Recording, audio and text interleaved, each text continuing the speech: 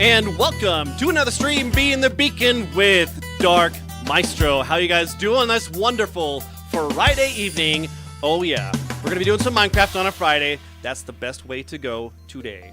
That is right. What did you guys think of that music in the beginning, huh? Changing it up a little bit, bringing back some oldies from the video days. Oh yeah, if you guys haven't watched them, I've got 4 Egg Wars videos that are out there. The first one's kind of trash.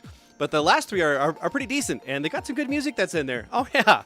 So I took back a couple of those and put them on the intro. Oh, right. That's called good stuff right there. I'm enjoying it. It's good. It's very good. Hopefully you guys' week was as amazing as mine and full of action. Today has been a day of a lot of wind, as well as yesterday, because I'm in Windомing. That's right, not Wyoming, Windoming. Dude, there's so much all the time. I've got my niece visiting right now, and she's like, is it really always this loud in your room? I'm like, yeah, whenever it's windy, you know, this corner of my house is like on the wind, so it's all kind of thing. What do you know? What do you know? Yeah, my wife got a bird feeder camera that she brought back from Oregon. She bought for her dad, but she's like, okay, look, it's co-ownership, so I'm going to be putting up from time to time, so I'm taking it back. So she put it up. She's catching some birds that are out there. But the other day, it almost blew away. So my son, Cake, was able to go out there and go rescue it from the Windoming. Tell you what, man, the wind never gets old. It's always surprising, and it's always shocking, and it always blows things over. What do you know? What do you know? So how was you guys this week? Hopefully it was good. You guys have anything of note that you would like to share? Do you have anything you'd like to share with the class, folks? Do you have something you'd like to share? I do. Ooh.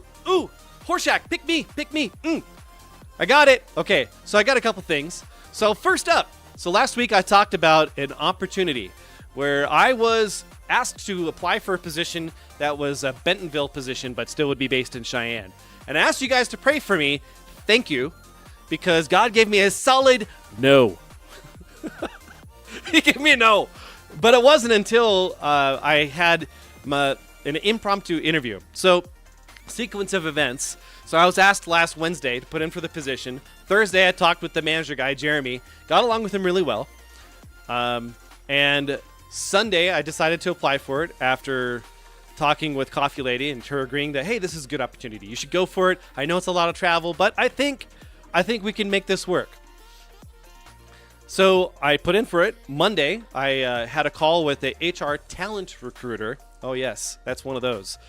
And I thought it was just a get to know you session. Like, what are the next steps? Okay, let's schedule your interview, get things going. So you have any questions about any of the things, the pay, the schedule, the travel, the bonus, RSUs, all the different things that are there. And so after 15 minutes of kind of talking about things, she goes, okay, so now it's time to kind of get into the interview questions there. Are you ready? Sure. I didn't know this was going to be an interview. Oh yeah, I like to move fast, and I'm thorough too. So, did the impromptu interview, and I thought I did all right, but apparently not good enough. And so I got feedback. I got an email the next morning saying, we've decided to pursue other candidates at this time. We appreciate your interest, and if you'd like any feedback, please let us know. Thank you, HR. Appreciate you. So I messaged the guy, Jeremy, and he's like, I didn't know that was going to be an interview. I would have prepped you. Well, maybe the HR rep should have talked with him first. Maybe, but whatever. So then I scheduled a meeting with her yesterday morning to kind of go over her thoughts and suggestions. So she gave me a whole 4 minutes of her time to talk to me about what I didn't do or what I didn't do well enough. So apparently, number one, I am overly confident. Yeah, that tracks. Okay.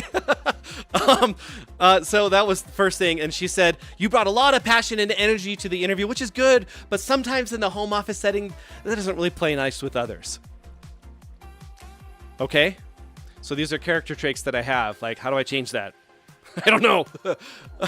And then she says, yeah, then the next thing was you were talking about how it is that you really built a network with the people at home office, and that's how you got things done. Instead of you doing it, it was more in who you knew. And that didn't really sit well with me. Huh. Okay, well, I thought that with a position specifically geared towards product management and putting vendors in touch with the sites and the maintenance teams at home office in order to bring everybody together to a solution would really benefit by having someone who can network. Maybe I was wrong. And then the third and fourth thing, whatever, if you want to, counting the first as two. She said that my stories weren't as concise as they could have been. Now, for context, when I was putting in for the process engineer position to begin with, I took 30 minutes to answer 2 questions. And they were laughing and having a good time, but there were supposed to be 4 I was supposed to get through, and we didn't even get to the third one. So by the end of it, when I actually got the position, I was able to get it down to I was actually able to answer all 4 questions within the 30 minutes with the intro and the outro and the questions part. So in this one, I answered all of her questions in 15 minutes. In 15 minutes, I feel like I'm in Star Trek 2 right now. Watch out! Here comes Genesis. We're gonna remake the world in 6 minutes. I thought I did well, and she's like, yeah, it wasn't really as concise as it could have been, and some of your stories kind of rambled a little bit there, but it was a minor point. Okay, well, you know, maybe it's a good thing that God closed the door. I don't know why he wanted me to put in for the position to begin with, because I was asked and the answer is yes. But maybe it's so that it's an introduction to that guy, Jeremy, at home office. Or maybe it's to identify, like, hey, you might have been thinking about those divisional positions at home office there, but you're not suited for that. Okay, Mr. Charismatic? What are you talking about? My kids aren't nuts. They're charismatic. Okay. I'm picking up what you're laying down, God. I got it. So, no change for me, which is good. I'm actually really happy with the position that I have right now, so I'm not really too concerned about it. And so, yeah, I told my AGM. He told my GM. He comes bursting into my office. He goes, so that's it? That's it? They already turned you down? All that just to turn you down? It's kind of nice that you're defending me right now, boss. I kind of feel good about it. Thank you. Thanks, boss. Mr. Rizzler. Vinny says, sounds like a stupid, crummy position anyway with terrible people. Just paid a lot of money, that's all. Oh, goodness. Yeah, so that happened. And so in the meantime, I'm also trying to rehire someone for my profiler position that I run. And all the people that I talked to last week originally all bagged out, said, no, I don't want to do that schedule. It's 3 a.m. That's really early. I don't know, guy. So they all backed out. So I had to go have some more conversations. That turned into a whole HR thing where someone that was applying wasn't supposed to be able to be eligible to interview, but the first message that I got said that he was. So that turned into a thing. But we made an offer today to a guy to accept the position, and as of now, he hasn't said yes or no. He needs a day to think about it. That's not a good sign. Not a good sign. So we'll see what happens with that. I don't know if I have a backup plan. So we'll see. I might have to open it to the outside, and that's always exciting. Then, as well, on Monday, I went to Jeef's jazz band concert. I'll tell you what, dude, that University of Wyoming jazz band, top notch. Especially their jazz one band. My goodness, their drummer is this little like 5'4" dude, but he was totally into it, totally grooving with it. Reminded me of that thing you do with shades on there and the drummer, just totally going for it. But he actually knew really good dynamics. He was able to get really quiet, really loud, slow, fast, intense, less, thick, light, all the different things. Man, the guy was he was the heart of that band. Without him, I don't think it really would have been nearly as good as what it was. And then the trumpet players, one of them, is, the lead trumpet player there, his name's Ethan. And he was able to hit these screaming high notes that were way up there. And, oh, man, it was just that icing on the cake that you need. No pun, holistic cake. And it was so good. It was so good. And their sax sections are pretty good, too. Now, their solos, on the other hand, one of them was pretty good. Two of them were all right, but kind of meandered. But two of them were also just showboating. and just not really great. And whatever. That's part of the jazz that I don't like, is when people, instead of going with the flow of the song and actually trying to solo with the music, that they just try to show off, look at what I can do in B minor 7th augmented 4th.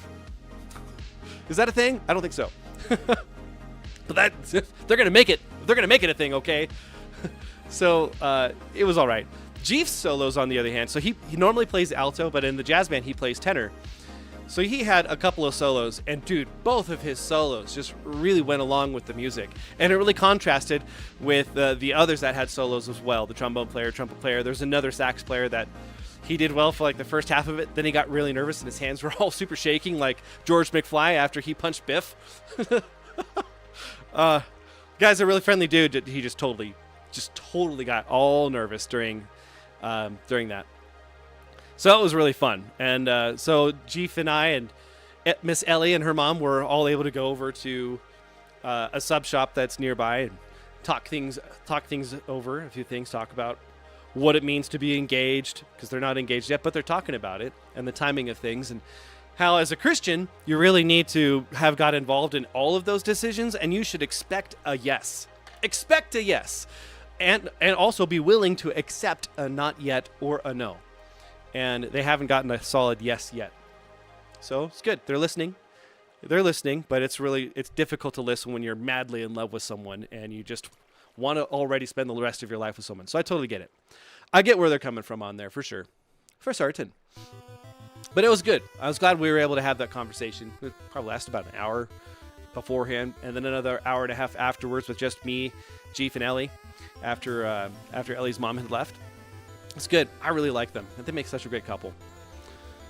And then tomorrow, they've got their band concert this tomorrow.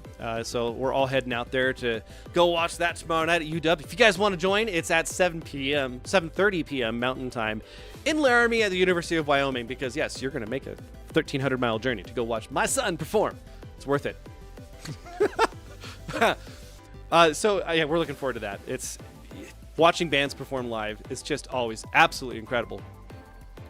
So yeah, we've got concerts coming up the wazoo. We got Cake has his Laramie County Youth Symphony Orchestra performance on Monday night. Then the following Sunday, I have my band performance, which is going to be a lot of fun. So yeah, we're wrapping up the season, and I'm sure there's going to be another orchestra performance that Jeef has at some point that we'll head off to. So yeah, lots of things happening, lots of things going on. But yeah, Aubrey, welcome to the stream, dude. Aubrey has a girlfriend. What? Dude, that's awesome. That's good to know. Yeah, so, I should say hi to those that were waiting in the chat from the beginning there. We had Vinny, who was first, and we had Pixie, Holistic Cake, that Coffee Lady, who is at work, but still somehow watching the stream. Love you, babe. And Aubrey, who has just now joined. Still waiting on a couple of others to join up, so we'll see if Barley's able to make it. Maybe Burrito Man. We'll see. They might have stuff going on. Yep. All right, let's switch over to Le Game. Yeah. Oh, in other news, dude, we're like right under 200 subscribers. We have 198 right now. 198. It sounds better when you say it in Spanish, I found out. See, I'm finding it out that if you say it in Spanish, it's better. 198, that's right. We're almost at 200, guys. We're right about there, 198.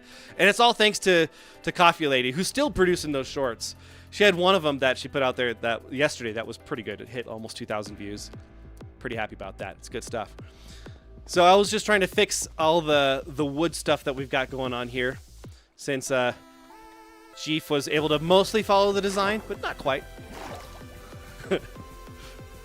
Not for lack of trying, right?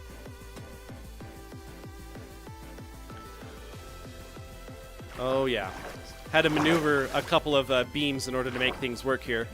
So yeah, I got this whole part all fixed up, ready to go. Got all the ladders and the fence posts in place, and we got some more Skulk, but we're almost out. This is our guys. We only have 2 more Skulk. 1, 2. That's it. And then the 2 became 1. Is that a marriage thing? Oh man. So, we kind of talked about over the week what do we want to do next? what do we want to do? Well, first thing, I want this leather. Thank you. And then we kind of talked about maybe going to an ancient city. And I'm, you know, to be honest, I don't want to go to an ancient city. Definitely not an end city. I was talking with Cake about it earlier, and he was like, "You said ancient city? I think you're using this word. I do not think it means what you think it means." I say, "Listen, Linda, I know exactly what it means, okay? And I totally meant end city and not ancient city, okay? You shut your face." And then he proceeded to shut his face, and then I corrected myself. So we're going to make a Skulk farm. How are we going to do that? I'm not 100% certain, but we are going to figure it out. Yep. See, I'm finding it out that you can make a basalt farm, and then you can have a Skulk catalyst, and then you can have a mob farm, and put all three of them together, and bam! Wham, bam, bidoo, bow! You've got a Skulk farm. So we've got a couple things that we need to pull out and make ready. We also need to decide where are we going to put this. So I'm not 100% certain, but there's a couple of openings that I think are pretty obvious, but it depends on what we want to do for mobs in order to get those in there. So, for those of you that don't know, let me show you something, okay? So, when you have Skulk, and you got a Skulk catalyst that's next to it, when a mob dies within 8 blocks, Euclidean style, which means like that's 2 blocks away because it's 1, 2, then it transforms what would be experience, or basically their life force, into the Skulk, and it spreads. It blooms, shall we say. And so that's what we want. So that way we can take our Leafinator 5000, but the Silky Way version of it, and actually pull them up. That's what we want to do. That's what we want to do. So we don't need to have like a mob grinder where I have like a trident farm on there. I just need to have something that generates mobs. They fall down onto the platform next to the catalyst with blocks, and then it converts. That's the goal. So who's the girlfriend, Abby? You got me dying in suspense over here, man. Who is it? What's her name? Have we talked about her before? What is going on? So I'm thinking we can put the farm either there or here or something like that. I'm thinking probably there's going to be a better spot. It's just getting a spot where we can actually have the mobs go. So like for a creeper farm here, honestly, this thing is very, very, very, very, very tall. And it doesn't need to be that tall. It's kind of designed for Java. And this is Bedrock. So, you know, the spawnable sphere is not that much. Remember the marker that we had? Do you remember the marker? Foxy No-Tails marker that we got on here for an add-on? Yeah. So it's not that big. It's not that big. So really all we need to do is go 64 blocks or so above the water, and then we can start building the spawning platforms for things above that. Yep. So we look to see how tall this thing is. So remember, sea level is like 62. And that's 100 blocks. 130 blocks up is what this is. 130. 130. Yep. So we don't need to go that tall, but we do need to come up with a plan for that and how we're going to do it. So what are you guys thinking? What are you thinking? Where should we put this, huh? Should we put it over here? Should we... I don't know. We could kind of technically put it here, but it kind of feels a little cramped if we did that. We could have it as part of like this whole thing here. I'm not 100% certain.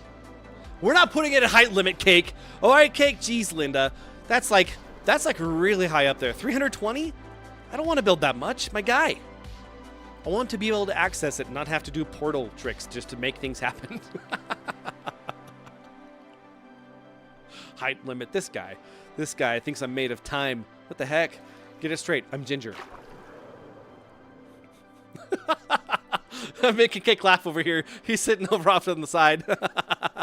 Perfect. All right. So how are we going to do this? Do we want to just do like another one over here? So what if we did it a little off to the side? Like here-ish. What if we did that? Okay.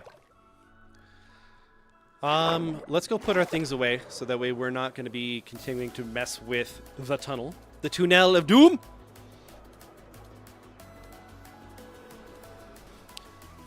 So, Cake, what's going on in your life this week? Vixie, what do you guys got going on that you guys would like to share with the class? Put the things away here. Get the chests out. Well, you know what? That needs to go somewhere else, doesn't it? And axe. I'm at your house. Okay, Linda. Listen, Linda. What you want to share with the class, okay? So you're working on the permit test. Is there any parts of it where you're struggling, being like, man, I just don't understand this. I just don't get it. It sucks. I hate life. Okay, don't hate life. No, don't hate life. That's bad.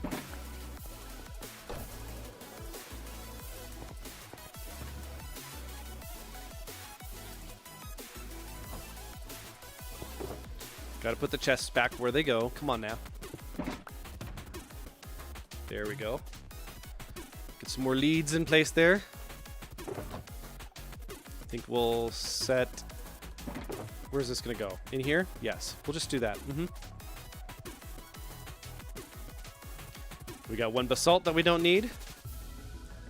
On Thursday, I'm flying out to Nashville and coming back next Sunday. You're going to Nashville? Dude, I've never been there. What's in Nashville? What's so special about Nashville? Why does everybody like, I just want to go to Nashville? I don't want to go to Nashville. I like Cheyenne. Cheyenne. And then Vixie says, measuring where you're at from another car. Ugh.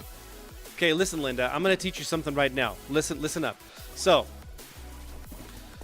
when you have a car that's in front of you, the general rule is if you can see the bottom of the tires, you're good. That's in front of you. So like imagine that the bottom of this wood here is the bottom of the tires, the back end of a car. If you get too close, you can't see. You just can't see. But if there's that right distance where you can see that bottom of the car, that bottom of the tires there, that's where you want it. So don't be doing like the whole up-down thing there. Just from your normal sitting stance, if you can see the bottom of the tires, you're solid. That's what they taught me, and it's a really good general rule of thumb. So hopefully that works for you. We'll set this down here. All right. Oh, yeah. Man, I love the whole fluff maneuver here. It's great. Bass guitar has been teaching me how to turn smoothie. That's good. That's good. That's really nice of him. And flamingo up the neck, up and down. Okay. Didn't expect that. All right, how are we going to do this? What do we want for building materials?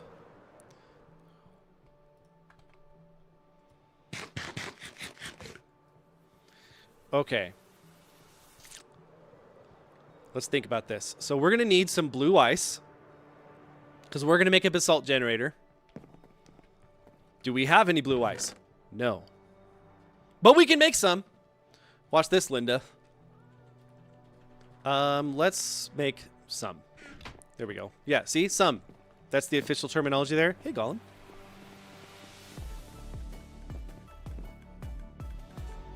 So how you make it? 9 packed ice. Makes a blue ice. There it is. You're playing web fishing. Psh, what's web fishing? You should be playing Minecraft. Mr. Jeef. Yo, what's up, Jeef? Welcome to the stream, dude. How you doing? How you doing, my guy? How you doing, Magoo?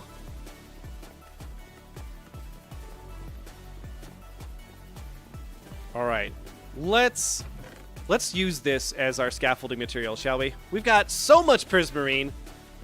Let's go to town.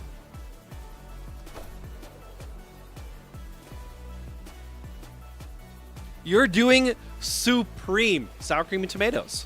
What does that mean?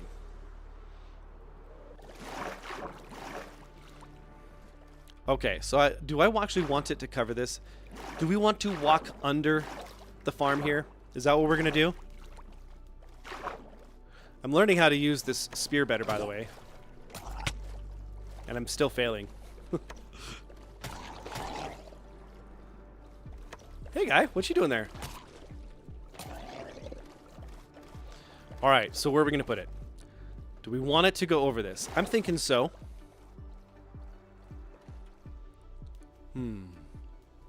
It means absolutely gas. Oh, okay, gotcha.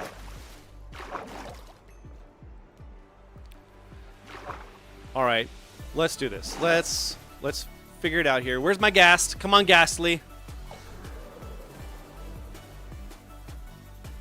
Did I move it? Where did I move it? Where are you, guy? I know you're here. There you are.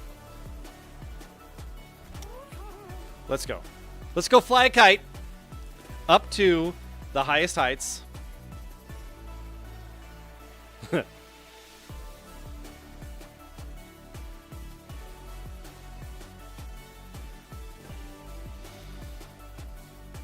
Man, the sunsets on this always get me.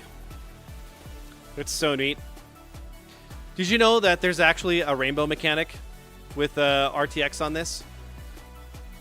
So if you go to a biome that doesn't get rain, like a savanna or a desert, and you're right next to a biome that does, and you look over it at the sun at that point, you can see the rainbow. It's so cool. All right, let's look at this. If we put it like here-ish, I'm liking that. This feels good. I don't think it's too far away from anything. Is it?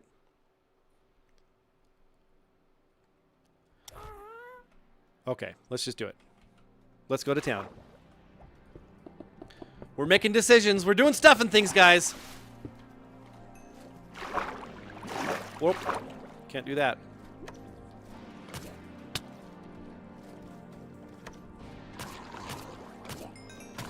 There it is. Look at that. I have skills. All right, so where are we going? So we need 48 blocks up, right?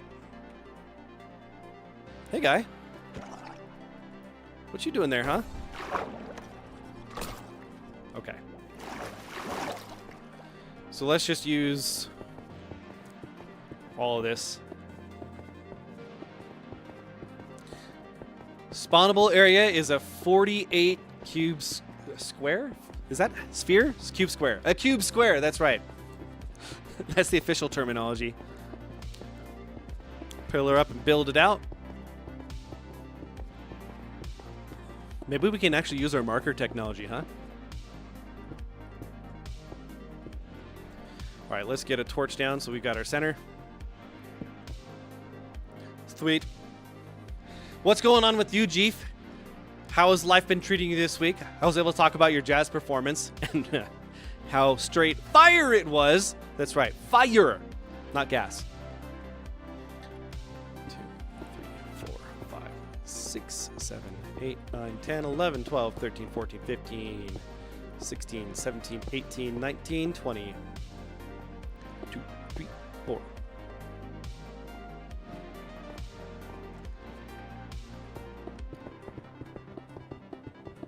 Do you even speed bridge, bro? Because I do. I just did.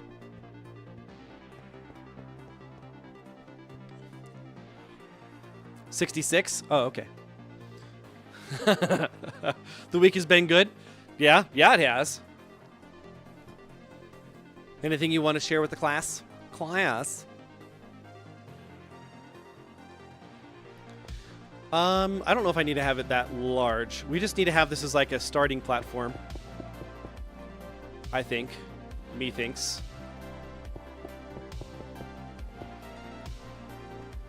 So that way we can get our basalt generator on here and get some ticks going on.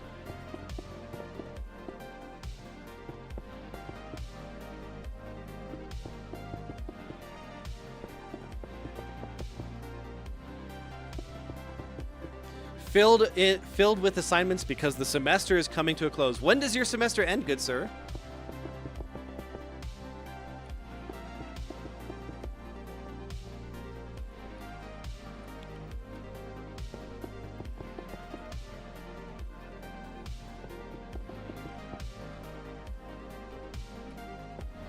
Oh. All right, Linda, look. Oh. Okay, I hit something. It scared me. Thought maybe I hit my ghast. That would be bad.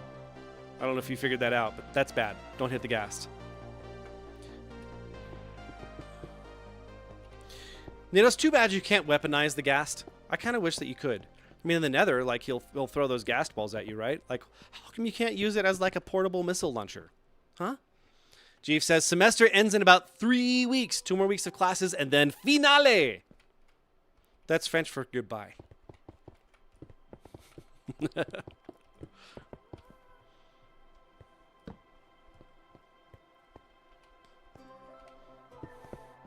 Do you have any finals where you're just kind of dreading it, sir? Or are you fully prepared and ready to rock?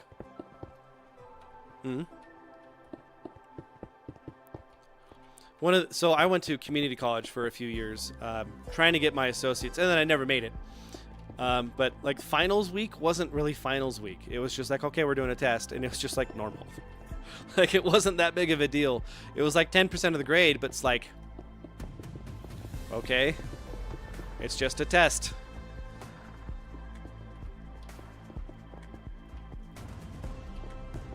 I don't know. Who am I to talk? I never finished college, right?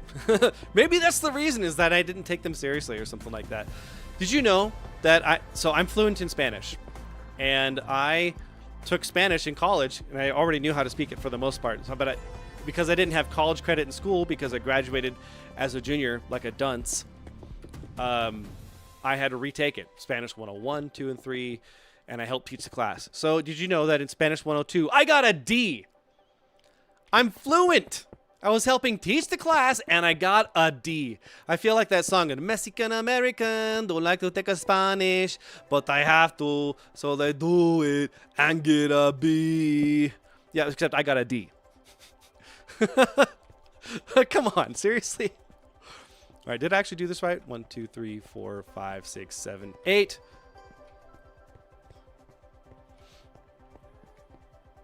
One, 2, 3, 4, 5, 6. Nope. What? 1, 2, 3, 4, 5, 6. I need to go one more. Possibly 6 or 7. 1, 2, 3, 4, 5, 6, 7, 8. 1, 2, 3, 4, 5, 6, 7, 8.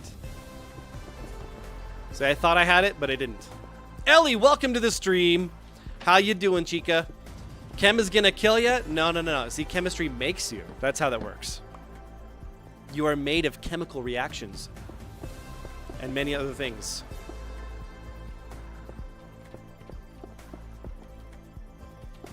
There we go. That's the right spot. Here we go. Here we go. Oh my gosh. Yes. Getting the 6s and then also the 7s in the chat. All right, let's take a look at this. Let's break this edge down here, because I think we have a good platform for what we want to do. So remember, the Skulk Catalyst can only affect Skulk within 8 blocks, and that's why we're going 8 blocks away from the center point. So that way everything will make sense. We could probably have it where we'd have multiple Skulk sensors, Skulk Catalysts on each side, but really when you're going to try to do like a trip tape, a tip. How do you say that? What is the word? Ticker tape. You kind of can only go from one direction. So I'll probably have them fall like over here, and then the whole thing will be pushed from over here over there, or something like that. I'm not 100% certain. I also don't know if it actually works with... does it work when it steps down? So like if I have the catalyst up here, will it work on the bottom layer there? Or will it only work on this layer that's right beneath it? I'm pretty certain it works this way. That's how it's built in all those cities. I'm going to be building a mob generator for the purpose of making a basalt generator. So Skulk can only spread on limited blocks, and cobblestone is not one of those. So try to think of how I could make this a self-sufficient farm. There's only so many blocks that you can make that are self-perpetuating. One is stone, but as we learned with our moss farm over there, it has cobblestone mixed in with it. You have to maintain it. Or you could do basalt, which needs blue ice, lava, soil, I think, and a piston, basically. So that's what we're going to do. So this is going to be the platform for the generator. So that's what we're going to get going on here. I'm gonna go and set down an ender chest because reasons. We'll need that out. And I'm sure we're gonna need one of these out too. So let's just go ahead and get that down. Oh, what else do we need? We're gonna need pistons. Probably gonna have hoppers along the way. Yeah. We're gonna need our special tool.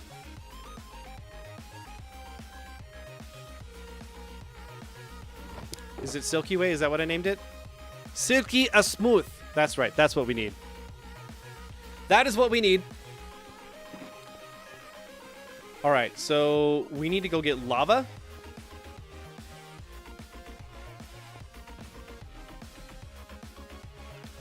And what else?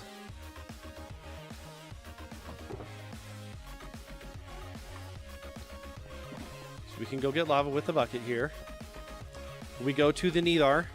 We need to move that nether portal at some point. So I was thinking, what if... ADD moment here. No, I don't have ADD. I don't think so anyway. What if we put it here? And just had it on this line here. Or maybe even recessed one. So that way I could keep like this kind of entrance kind of thing. And I have a border that's on there. And I can put like a second one on the other side of it here. Oh, man. Thoughts? Thoughts? What do you think? That's what I'm thinking. I added it really well. Is that like because I said 13, 13, 13, 13? That's like 6 plus 7. Oh my goodness, I know, I said it. Hey guy, what you doing here? I don't know. Okay. And we need the lava.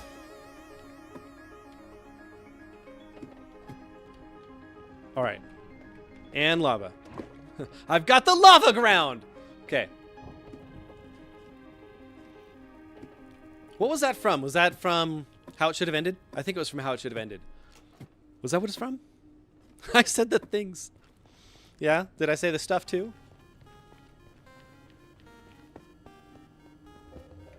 All right. Let's go on and get on over here. Now we need to go get some soul soil. I think not soul sand, right? Is it soul soil? I think it's soul soil. It's all right. We can test it. Come on, Mintraft. You can do it. You can do it. Get back to the overworld. Come on. There it is. Good job. I'm so proud of you.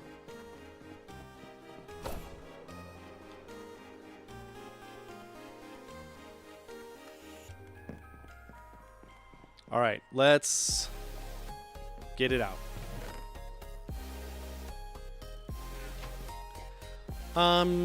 Okay, so we can't do this on the wood. I was gonna test it on the wood, and I thought, maybe not.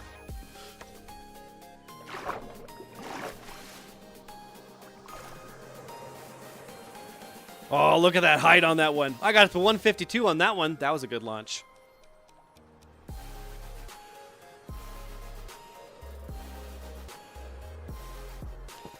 Okay, so let's do it. If I remember right, it's like... How am I going to do this?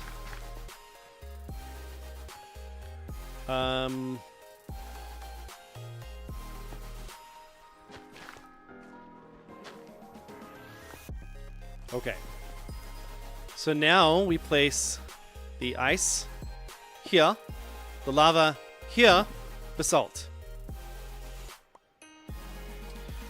Okay, that didn't work.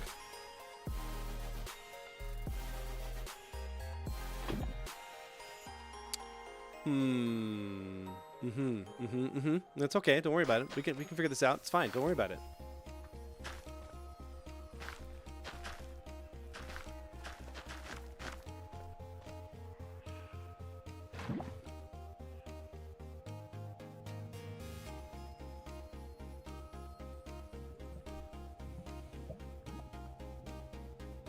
Okay.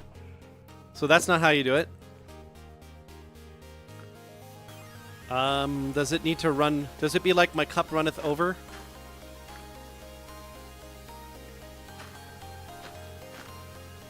Like so.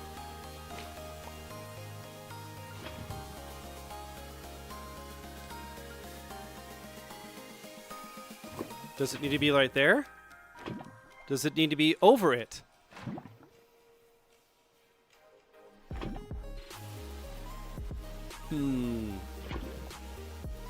Is it soul sand and not soul soil?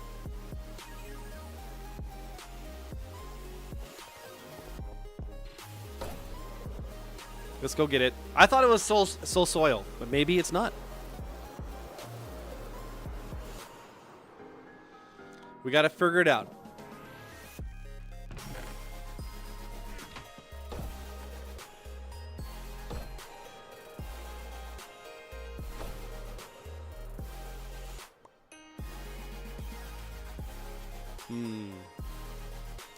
So I know it needs to be placed on it. Where's my Chauvel?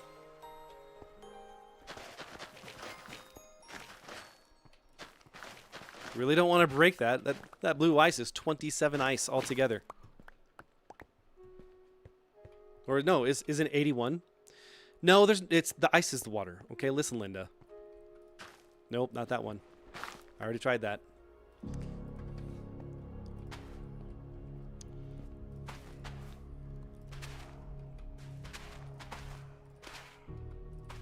Okay, let's test it. Do it. Do it.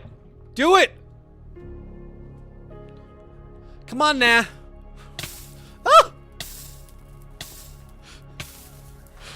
Don't step on the lava, guys. It's not it's not good for your health. Okay.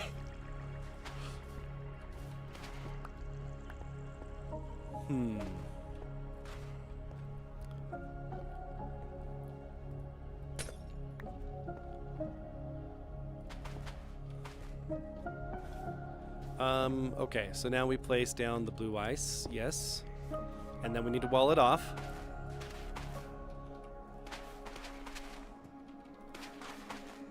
Alright, come on now. Do it. Do it.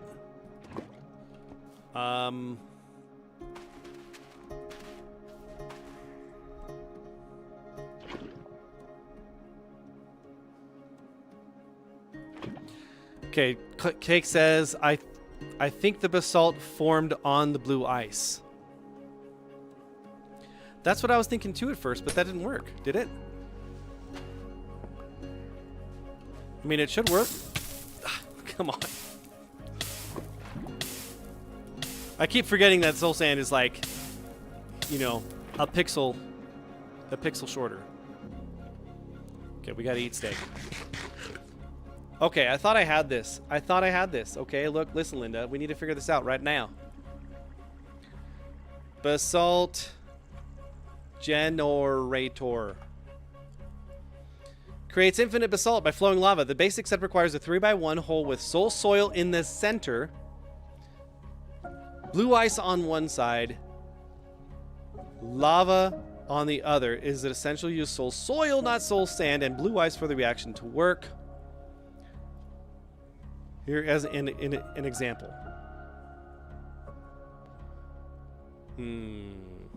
Okay, let's minimize that. So then it should be like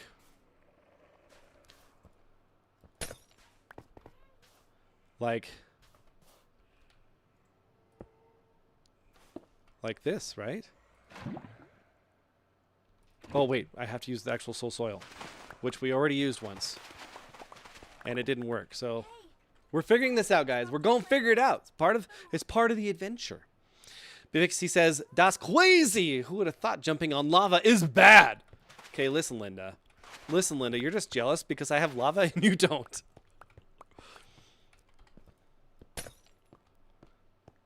Okay, so we need the soul soil here. Nope. Here.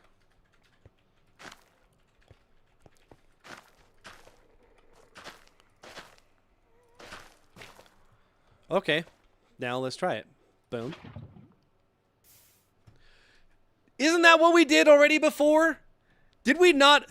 Are you not entertained? Oh, you're not entertained? Oh my gosh. I thought I already had this. Okay. Barley of the bearded variety, welcome to this stream. How you doing?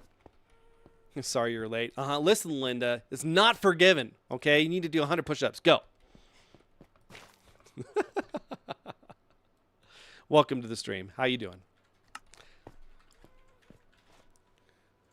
All right, so if that's going to work this way, then we can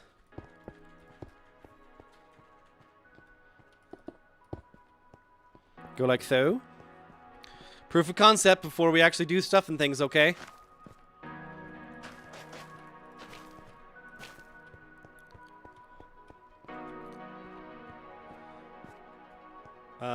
Okay.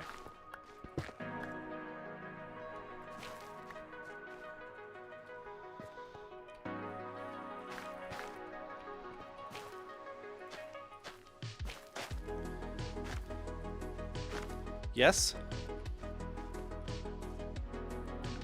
So if I put this back one more.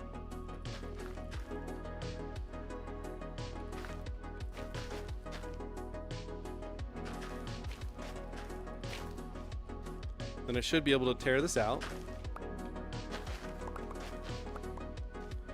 That's a problem.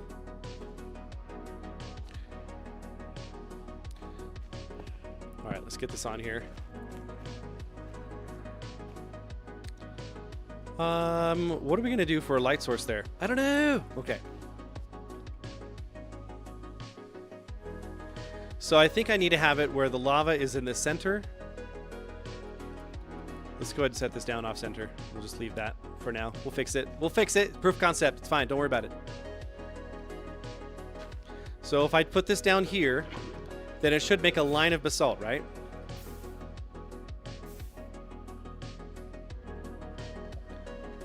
That's as far as it goes. Okay.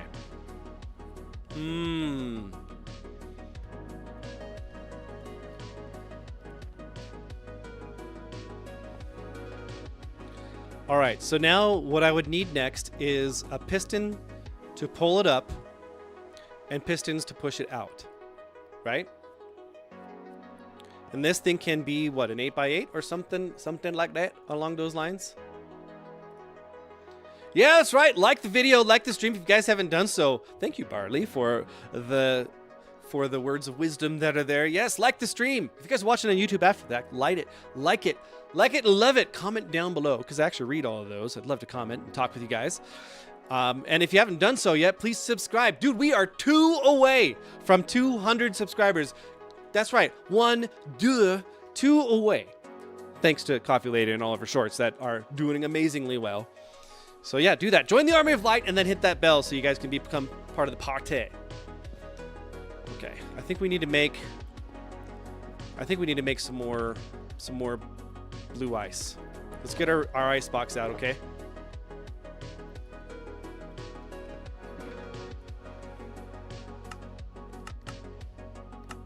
There it is. I think that'll work. Let's put it away. Put it away now. That's right.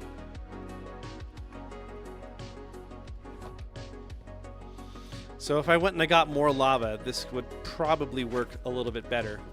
So I'm thinking if I had like an 8x8, and this is going to be a 7 wide, I think I need one more lava in order to make that work. Chief says, he actually does read the comments. He responds to mine first, though, because I'm the coolest. That's right. At least you're one of the coolest that actually comment on the videos. I appreciate that. So, okay. So now if I put a piston down to pull it up and ticker it over, that would go forward again. This one's not ever going to go, though. So in order to make it, how wide is that? 7? We can go a lot wider than that, right?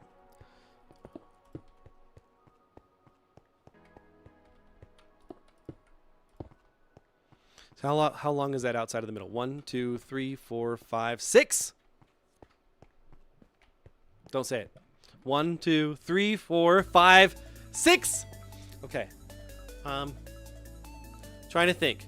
We'll have the catalyst that can go 8 blocks away. So if we have it in like the center point over here, We can go two more. Two more. Two more. It's not a tumor. Okay, let's get another set.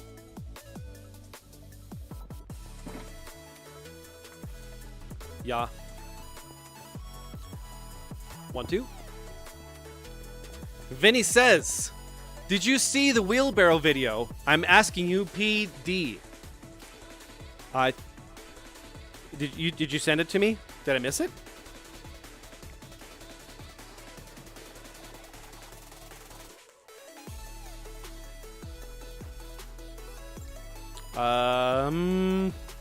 I'm not sure what wheelbarrow video you are talking about. Did you borrow the video or what happened here? I don't understand. 1, 2, 3, 4, 5, 6, 7, 8. There it is. Got it. We're good. Don't worry about it. Oh, of course I'll note it. Every single time. Okay, we need to get some more of our buckets out because if we're going to have some more lava, lava, I think we're going to need like 4 more in order to make this work. So I think we can just kind of go to town and get lots and lots and lots. And while we're at it, we need to get down some chests to put some stuff away for staging. Okay. And I've got the lava ground. We're on the way. You think you sent it? Okay. Well, I just looked things over on the FE Messenger and I didn't see it, sir. I saw the video. I saw the viddies. Wow. I saw the photos of the vans and the photos of your daughter, but I didn't see the video of a wheelbarrow.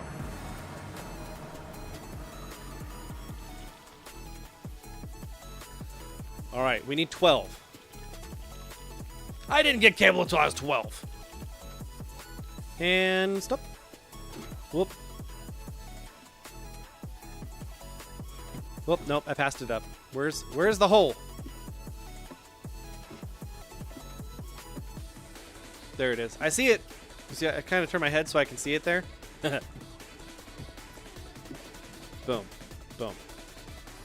All right, 1, 2, 3, 4, 5, 6, 7, 8, 9. 10, 11, 12. Okay, we got it all. We're good.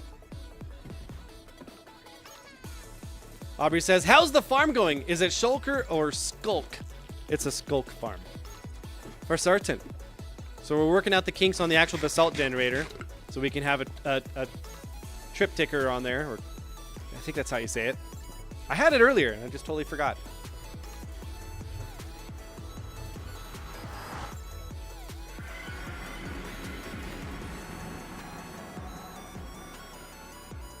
All right, come on now, Overworld. Let's go. Come on, you can do it. It's almost time for Cake's prom, too. That's right. May 9th. It's coming up. Couple more weeks. Couple more weeks.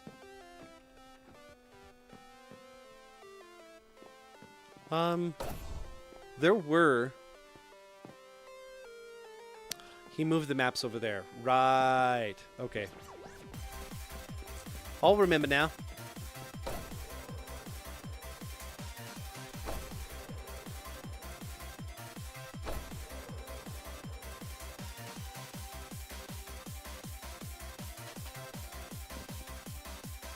It looks like it failed. It failed to send. Ah, I see. I see. I see.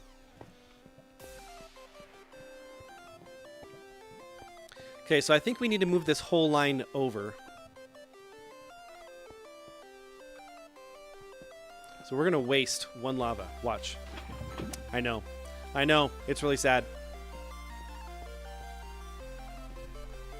Okay, so I think we need to expand this out. A wee bit farther there. Farther. You have to say it in the Irish way, otherwise it's not real. So 5 more out.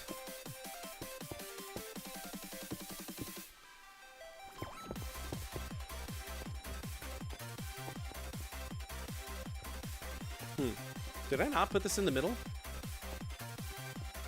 I don't think I did. That's fine. Don't worry about it. Oh, wow. It's not actually Instamine.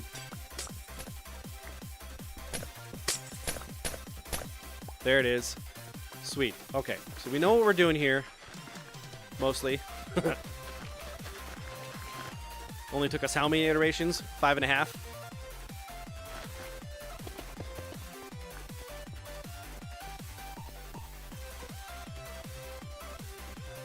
Dude, I got to get more fasteners for my license plates. I don't like the way it is. One of 2 bolts is too long. Jeef says, the Minecraft music is banking. But I didn't see this remix coming. Yeah, it's pretty good. I enjoy it. All right, let's get some of our lava chicken. Put it away. Pick all the things up. And this was over by 1. Let's put it back so we know the center. So if we're going to have it push, how high are we going to have it push over? We're going to have it go over 8, right? 1, 2, 3, 4, 5, 6, 7, 8. Let's go out that 5 more.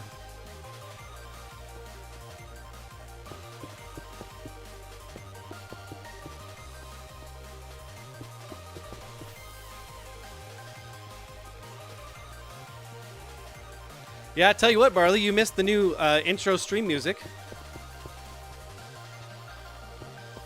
It was banging, dude. I really enjoyed those 2 songs that I had on there.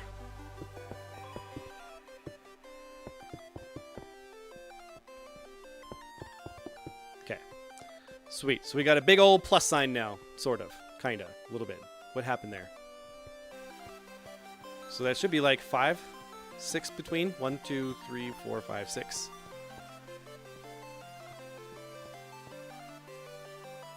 Did I not? Okay.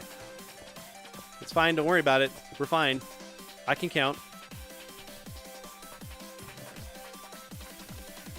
You'll go back and listen to it after. Well, I'm going to take down that beginning part pretty quickly after, so you're going to have to listen like right away.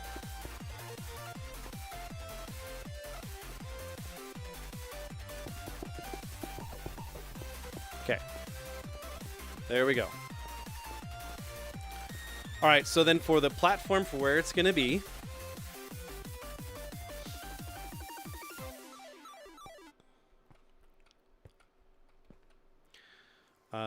it can push 8 blocks, right? Probably going to have the edge. So I'm going to have to be standing at the center of like the spawning area. This is going to be here. So the center really needs to be this spot here. This is where I'm going to be going to town and whacking at it.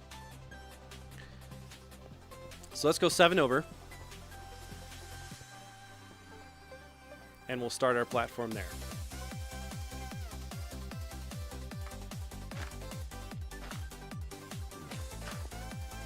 We got 1, 2, 3, 4, 5, 6, 7, 8. 1, 2, 3, 4, 5, 6, 7, 8. Is that how far we wanted to go? I think it is.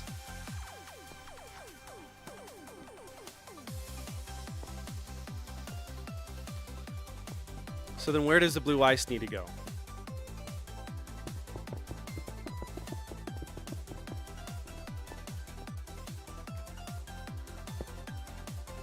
Nope.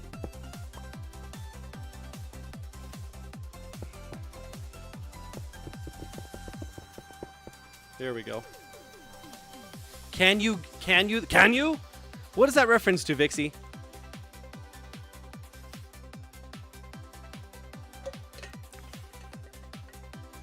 Man, look at the curve of that tube that's over there.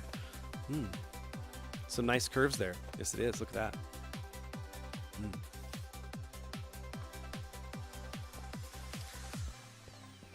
All right. Yep. I think we just need to expand this out so we can have a workable area.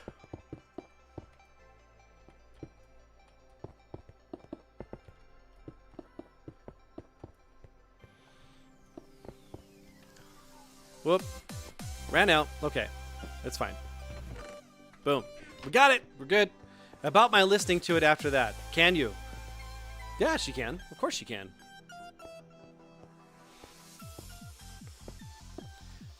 Yeah, I'll probably be able to have that part edited out by midnight or something like that. So as long as you basically go back right after the stream is over and listen to that beginning part, you should be fine.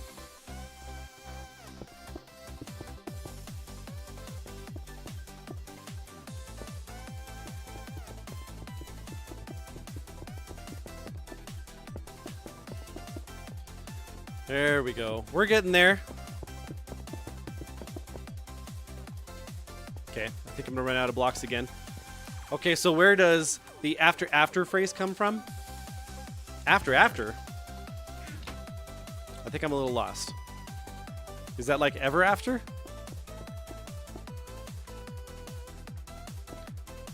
I totally thought I grabbed enough Prismarine, and I did not. Bass Guitar Burritos, welcome to the stream. How you doing, dude? It's good to see you here. No, not ever after. Are you sure about that? Are you sure about that?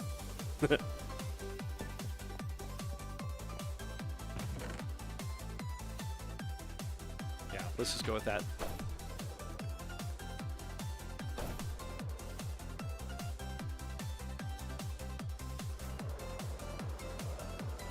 It's from a movie in the 80s. The After?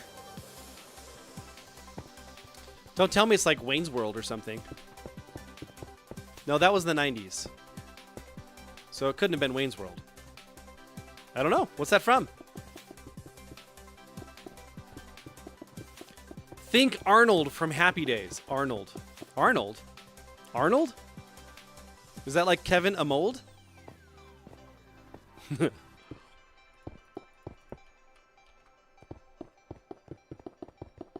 Oh, it's nice. You can kind of see like where we have these underwater breathing areas scattered throughout the area. So that way everything is covered. It's cool.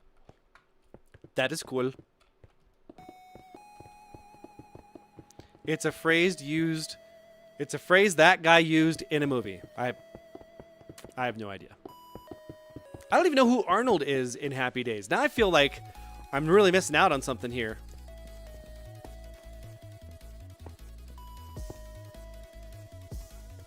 Let's extend out. Oh, that's right. We got soul boots on. That's right. Soul boots. Bloots.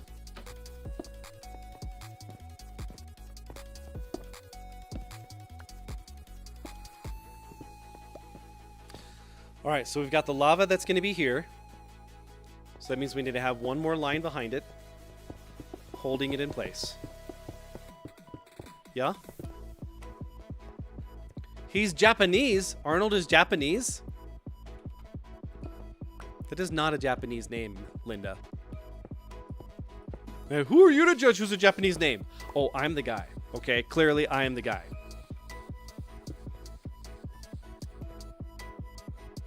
So does it work if I have the blue ice here?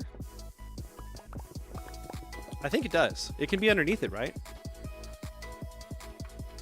Where's my resident expert? Cake, Jeef. Oh, yes. Oh, yes. All right, let's test it.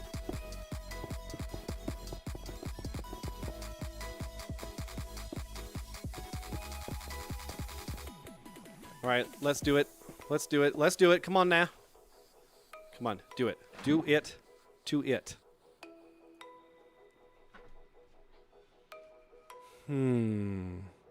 No, I did that before. Thank you for remembering. I appreciate you, Cake. Hey, I've never built this farm before, okay? Barley says, now you have been questioning my current timeline info. It's probably just that I just don't remember. It's been a long time since I've watched that.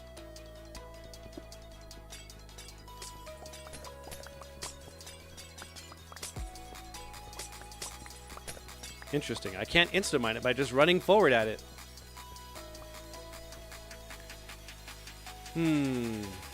I thought that it was okay to like have it below it or above it or something.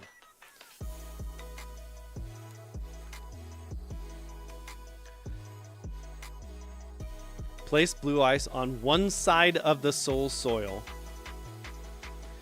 Place the lava block on the opposite side of the soul soil.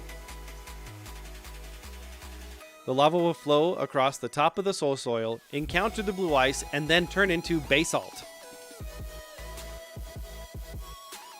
Miyagi? Oh! Yes, I do remember him on there. Mine the basalt with the pickaxe, and the lava will immediately produce another block. Putting it in the nether makes it faster. Because lava flows 8 times faster there. Oh. That would have been something. If only we could build on the roof. So it has to be next to it then. It must be. It must. Okay, got it. That's fine. We can add this in. No problem.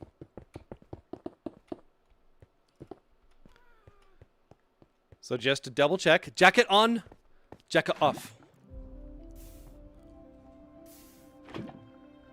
Okay, it works. It's working! Sweet. Alright, so we have the framing in place there. We don't need this. Unless we're like trying to protect it from stuff and things. I could probably frame it up. But it must. Okay, so let's do this. Let's place down our lava. And it stops there, right? And that's where it stops, so it goes 2 blocks from the source. 1, 2.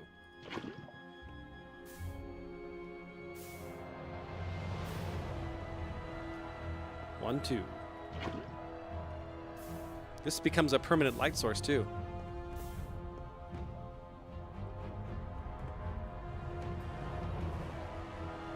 Okay. It seems like it should be 1 more wide. Oh wow. Look how far you jump on this thing. Did you know that when you're jumping ice, as soon as you jump and face the other way, it instantly stops all of your momentum? So like you can be going along, and as soon as you turn around and jump, it stops all your forward momentum. Good fun. Okay, I think we need to sleep before we start causing problems with phantomes and stuff and things. Yep. Okay, so we've got the basalt generator in place. That is good. Now, if we're going to be able to pull these up, we need to have a row of sticky pistons right above it. In order to place that down, we need to have scaffolding in place to do that. Taking it 1 step at a time, guys. How do you eat an elephant? 1 bite at a time. How do you build a farm? 1 step at a time. That's right. You didn't know that about the ice? Yeah. For certain. Alright, so we need sticky pistons for these.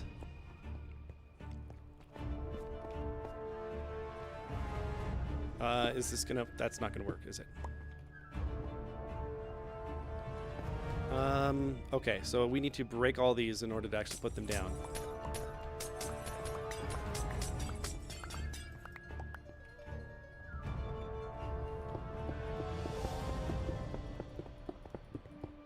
It's a good thing we've got all these redstone materials ready to go. Jeez. Aye! It was right in front of him. That's right.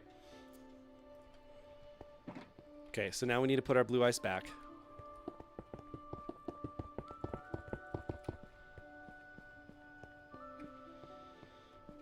All right. So now what's next? We need to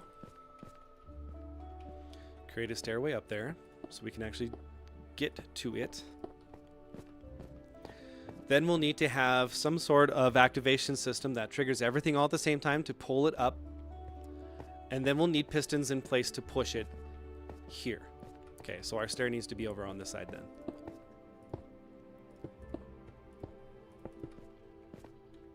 If we're going to make that work.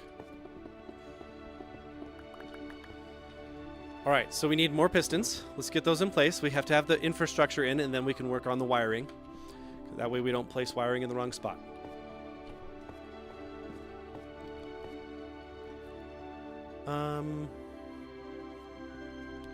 Let's just go ahead and place this down so that we have a good backstop for it. Yes. Yeah. What I'm gonna do...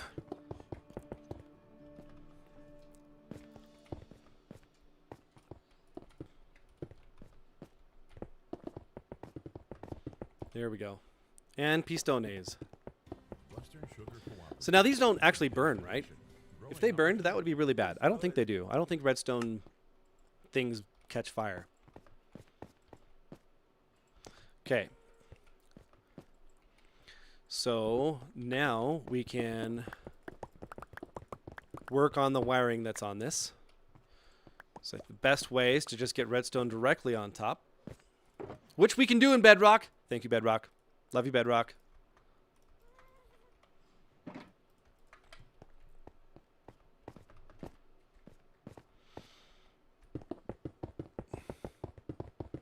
There we go. Good. Then we can take this part down behind here. We can get the redstone line behind this. And we need more. We need more!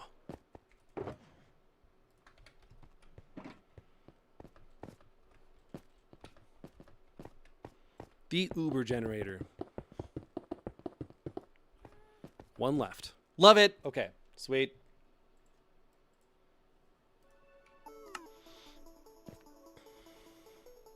So, redstone signals will go 8 blocks.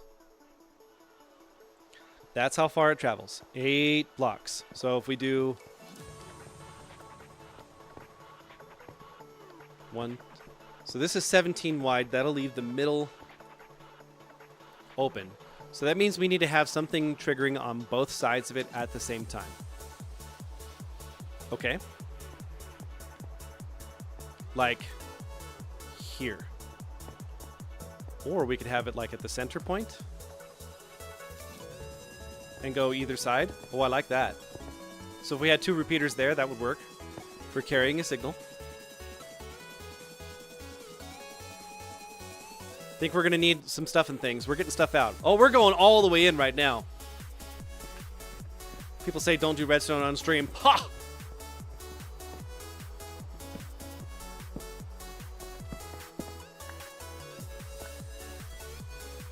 All right, so then we're going to need the same thing. Going like so.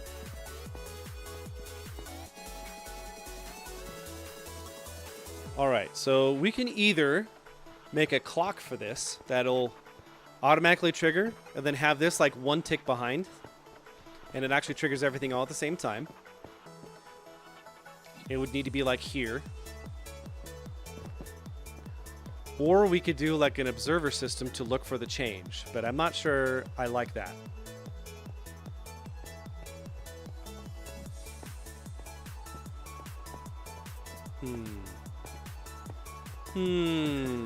That is the question. How are we going to do this?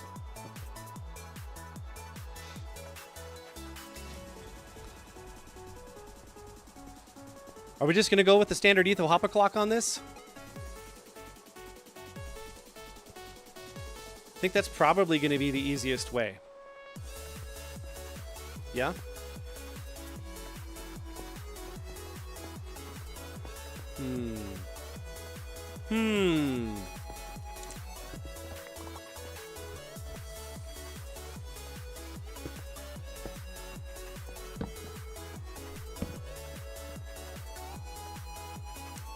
So let's put these on a 1 tick delay.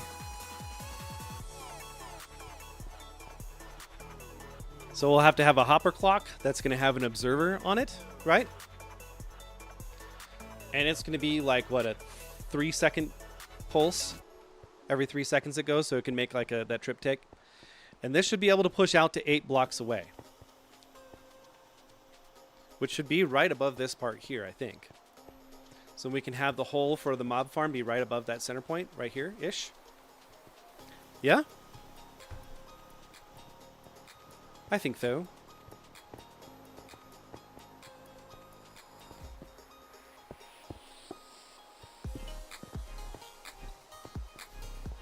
So we got 1, 2, 3, 4, 5, 6, 7. Oh, that goes all the way to the very edge, just the way I want it.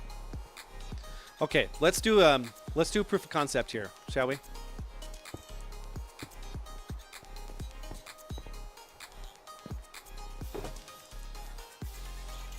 Whoop, okay, look.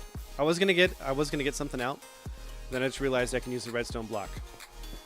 So if I place this block here first,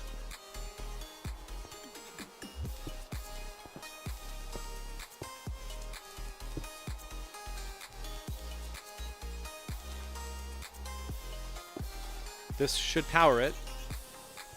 I can do the same thing right here as well.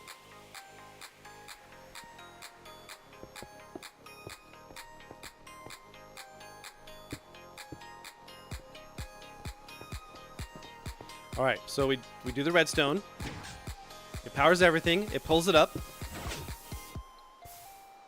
It generates. And we press this. And we should have 2 lines now. Yes! All right, so proof of concept is good.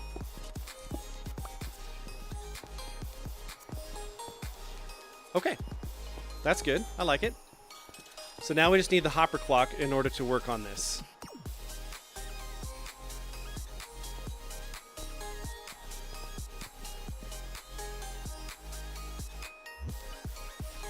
Is that what we actually want to do, though?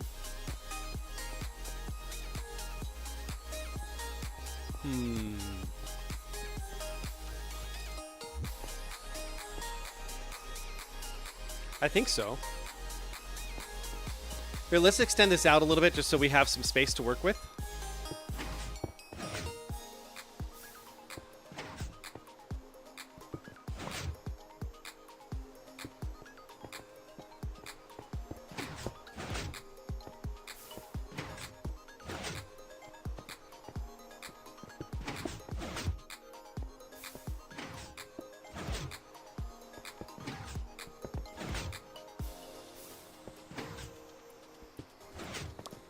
Okay. We got a good line. Love it. We got a good line. Maybe we should push this to max so we just know how far it can go.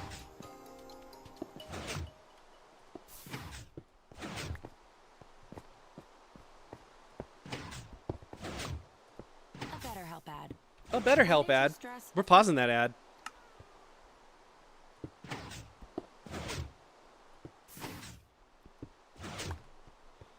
All right, how far we got?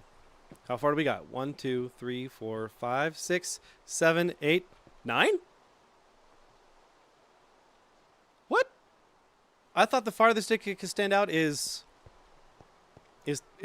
less than that. I thought it was 8. Can it? How far can pistons push? Oh no, that is 8. Okay, 1, 2, 3, 4, 5, 6, 7, 8. Because there's nothing there right now. Right. Okay, we're good. Don't worry about it.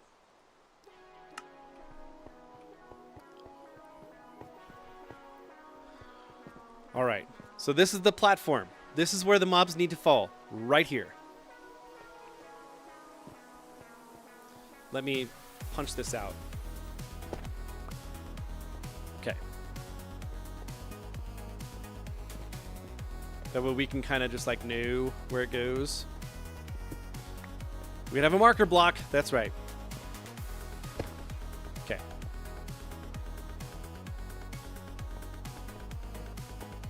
Okay, this is kind of cool. We're getting there. We're getting there, Jeef. You tracking? Cake, you tracking? Get the thumbs up in the chat if you're tracking. Get the 5s. High 5. 5 is alive.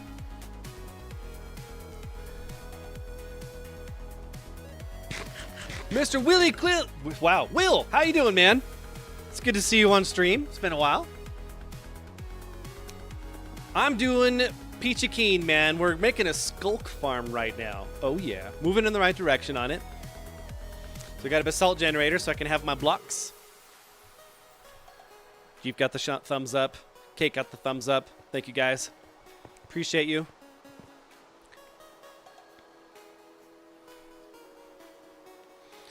All right, how is this going to work? So, Etho Hopper Clock, activate. Elliot got the 5. That's right. A Skulk farm. Yeah. Yeah, I needed some for building materials. I kind of ran out when we were doing the tunnel last week over here. Jeef used everything. I blame him. This is his fault. It's all Jeef's fault. Definitely not mine and my desire for farms.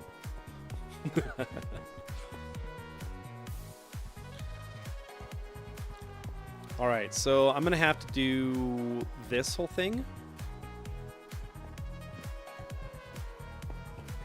Yeah. And then we can step it up. Or step it down. Because it needs to trigger that one first, right?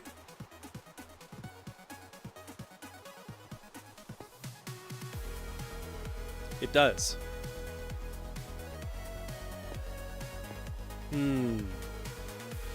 It was for my build, buddy. That's right. But it's all right. You're not here to defend yourself, guy. It's totally fine. Don't worry about it. All right. Do I have my glass on me, or did I set it down? Did I put it away?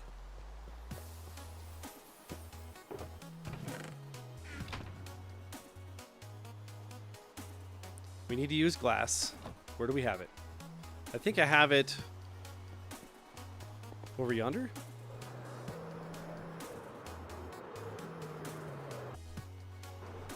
Oh yeah. Skills. You see that? Did you see those flying skills? 10 out of 10 ace race. Okay. There it is. Ooh, that's not...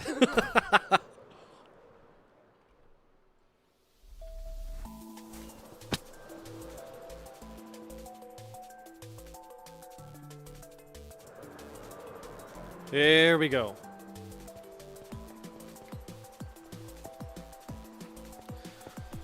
Okay, so how's this gonna work? I could have like a piston thing that works on it, where it like puts the redstone block. No, we need to have an observer that fires onto this in the center here. Yep. Okay, so we can get that on there, and we have the observer. Like so. Nope. Do I need to have it the other way? Did I not need to place that block down? I don't think I needed to.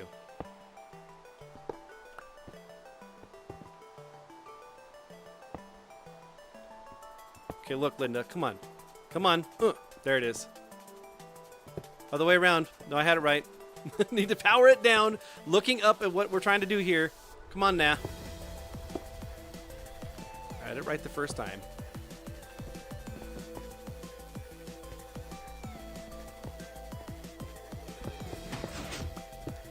Oh, did you hear that? It did it. It's got another one ready to go, but the pistons couldn't fire. So it didn't move anything. So it's still only 8 wide. Huh.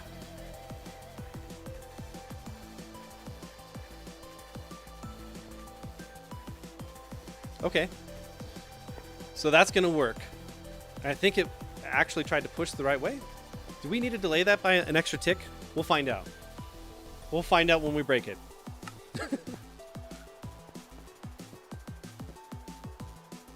Alright, so what are we going to do? We're going to get the glass down because I want to use glass.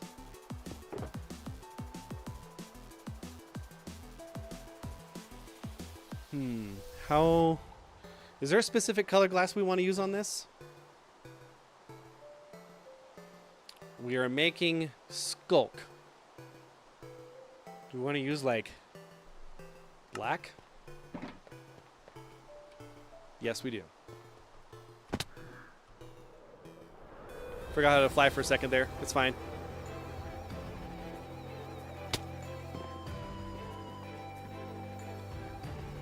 Okay, black dye. Come on now. Don't let me down. Oh, man, having the dingle hopper is so good. Just fly around everywhere when it rains.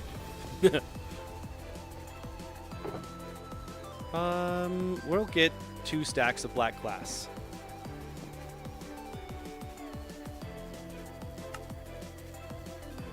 One stack, 2 stack. I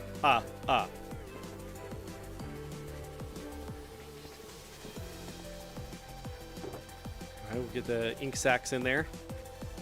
We're going to get this ready. We're going to get this ready. I'm trying to get this done before we do Mikey time, guys, okay?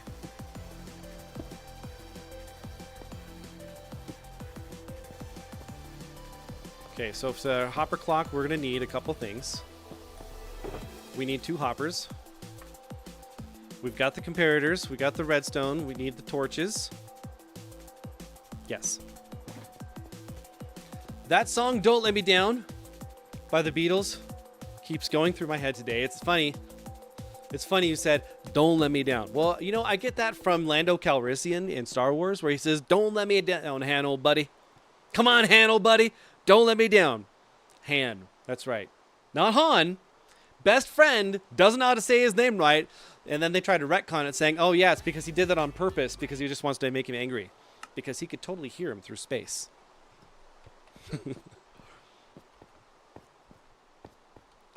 All right, how are we going to do this? We want to have one redstone dust on here. It does nothing. Good. Good, good. Then we are going to have the hopper clock that's going to face out this way, right? And we're going to have it moving the redstone dust back and forth.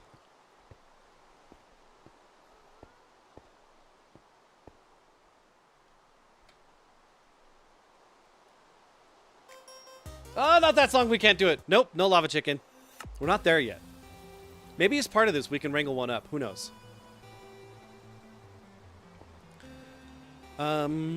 Okay.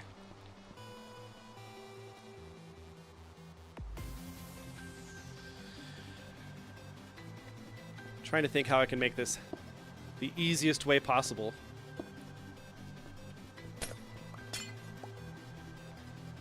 I should have left that glass there.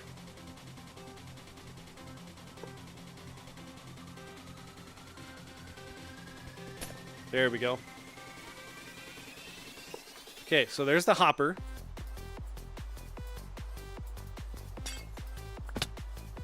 And we need to have blocks below it. Look at that glass. Right there.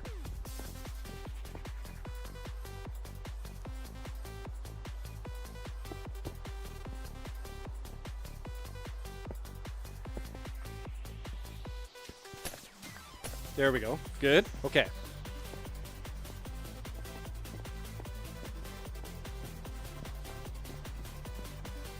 All right. Then we need... Did I not put the glass in the right spot? I did not. There we go. Now we need the comparators. So it reads what's in it. Like so. Then we need an actual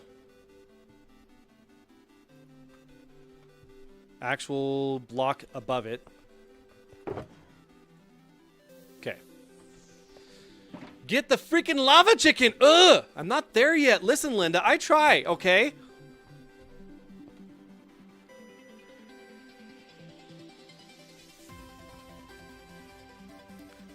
How's this gonna work?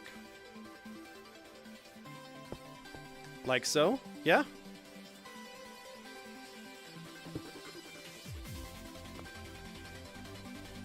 And then I need pistons. I need 2 more pistons. Regular pistons? Yes.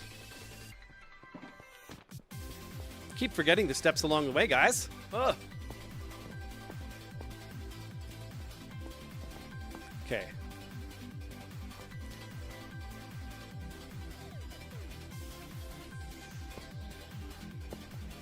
We get the pistons on there so that it'll move it back and forth. Yeah.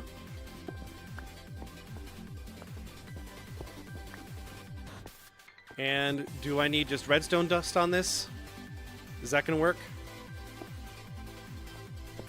Whoop. There we go. Let's test it.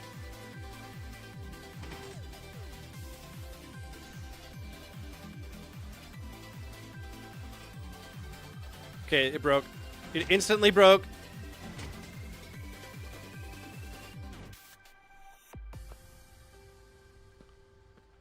Because it needs to go one more block out, right? Yes. Hi, there's the way to do this, and there's what I was doing. So we need the redstone block to be like so. Because that's what actually locks it.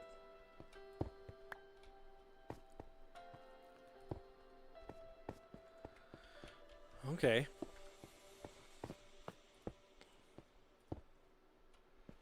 There we go. And then we get the piston on it.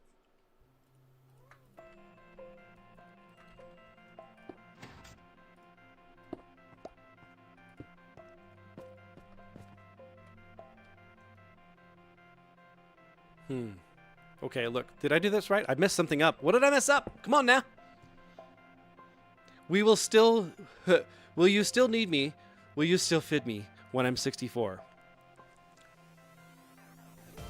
That kind of seems like a version of the Kryptonite song.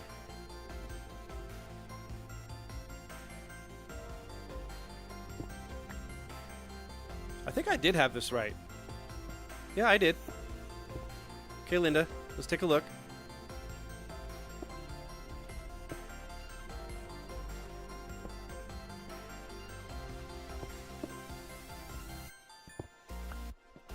And then we get the redstone dust in place.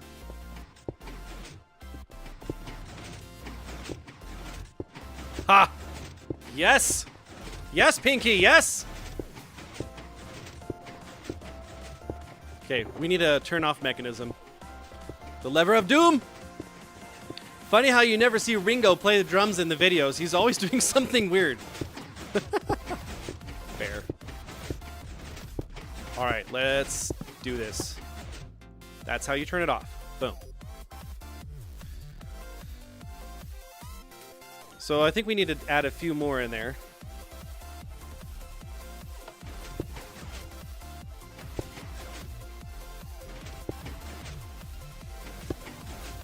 Maybe a couple more. I know the glass is valuable. We're just trying to get the timing right. Then we can put something else in there instead.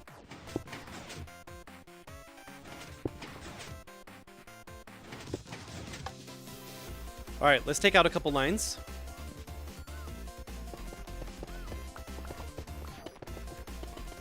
See if we got this timing right.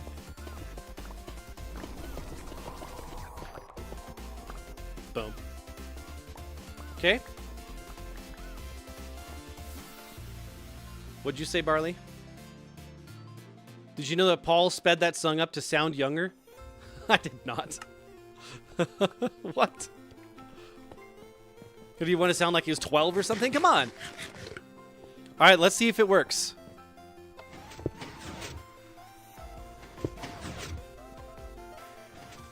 It is not working.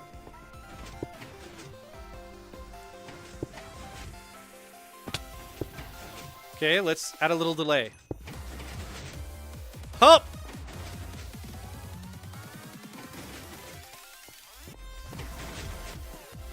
All right, so there's not enough in there. It's causing problems.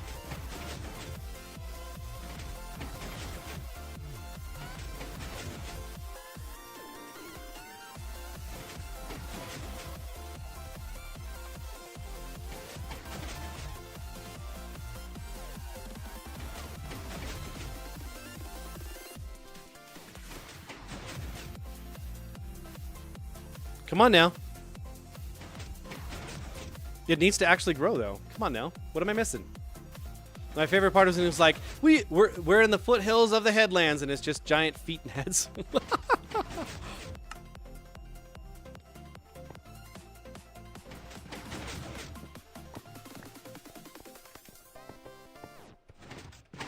So is it just...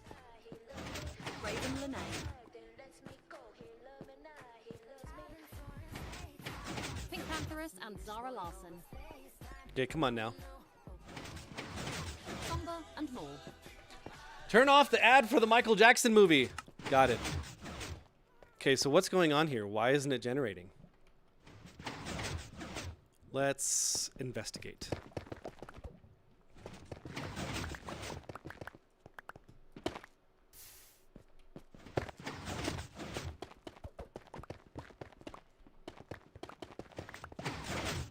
It's like it doesn't have enough time to actually work or something.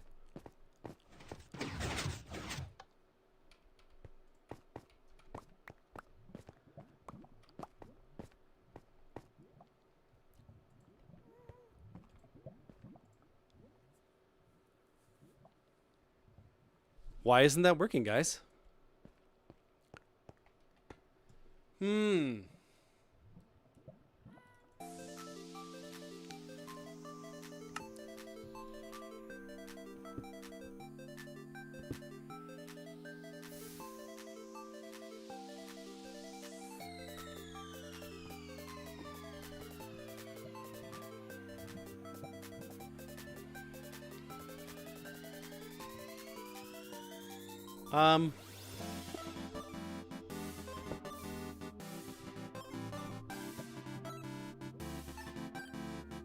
How did we get this to generate everything out here, and now it's just not generating? That doesn't make any sense. What did we do wrong? Like, we've got the basalt underneath it, which is interesting. How did that happen? Interesting.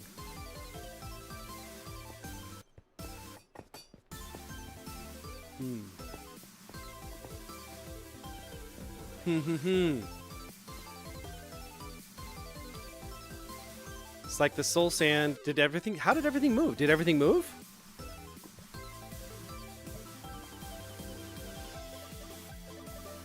Let me see.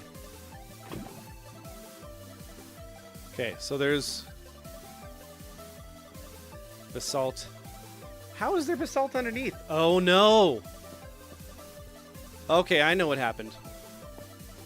Look, Linda. Everything was pushed underneath. You see that whole line there? Underneath? It pushed it down, and it wasn't supposed to push it down, so it just destroyed the entire farm. Got it! Okay, so there's that. Okay.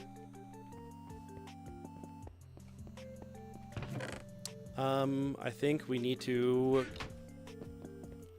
pull everything out, and then we can reset that real quick. Okay, so what happened is it ran when it couldn't run. It got full. Didn't it?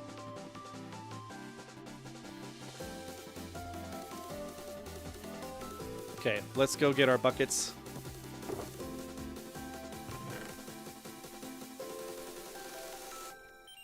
Did I only place down 4 pieces of lava? I thought I put down more than that.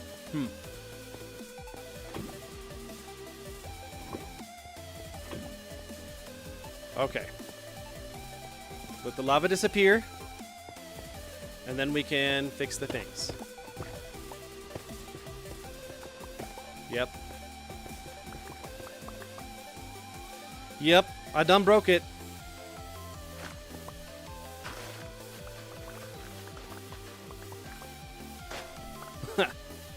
Feeling really smart right now. It's fine, don't worry about it.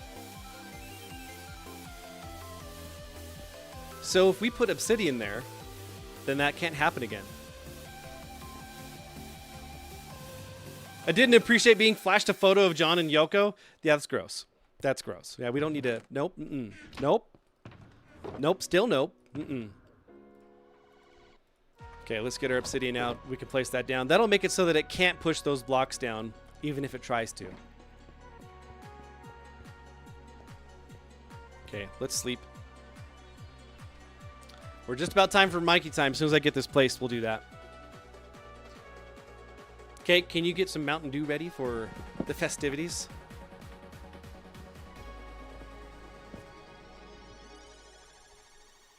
Sweet. All right, there's the obsidian. Immovable blocks activate. And then we get the soul soil back in place. Boom. Did we miss anything? No, we did not, but we trapped ourselves in here. Love it.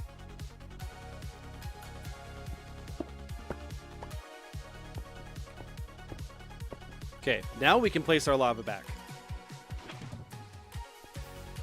And now it works again. Woo!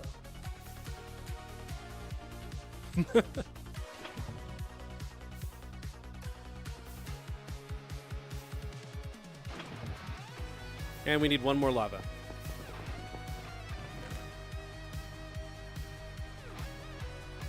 Uno mas. Okay. Day in the life of a boy, Mr. Jamie. How you doing, dude? Welcome to the stream. I am making a Skulk farm. So I'm working on the timing of the things to make it so that it's not going to break itself. Because I already had it, break itself.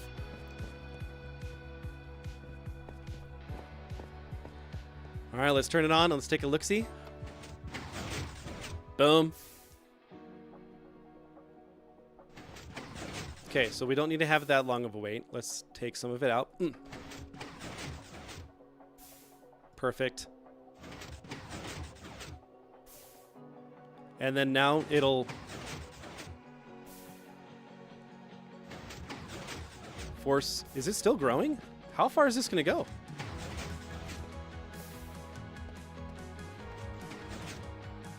And that's where it stops.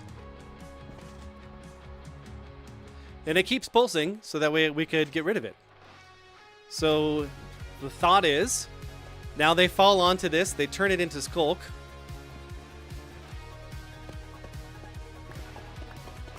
We make a pathway for it. And it constantly backfills it the whole time with no loss. Perfect! Perfect! Okay, so let's take one more out.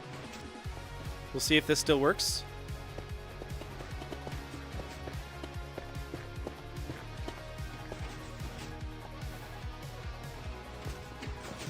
We'll take one more out. There we go.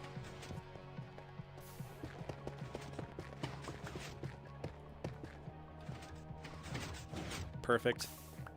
Yes!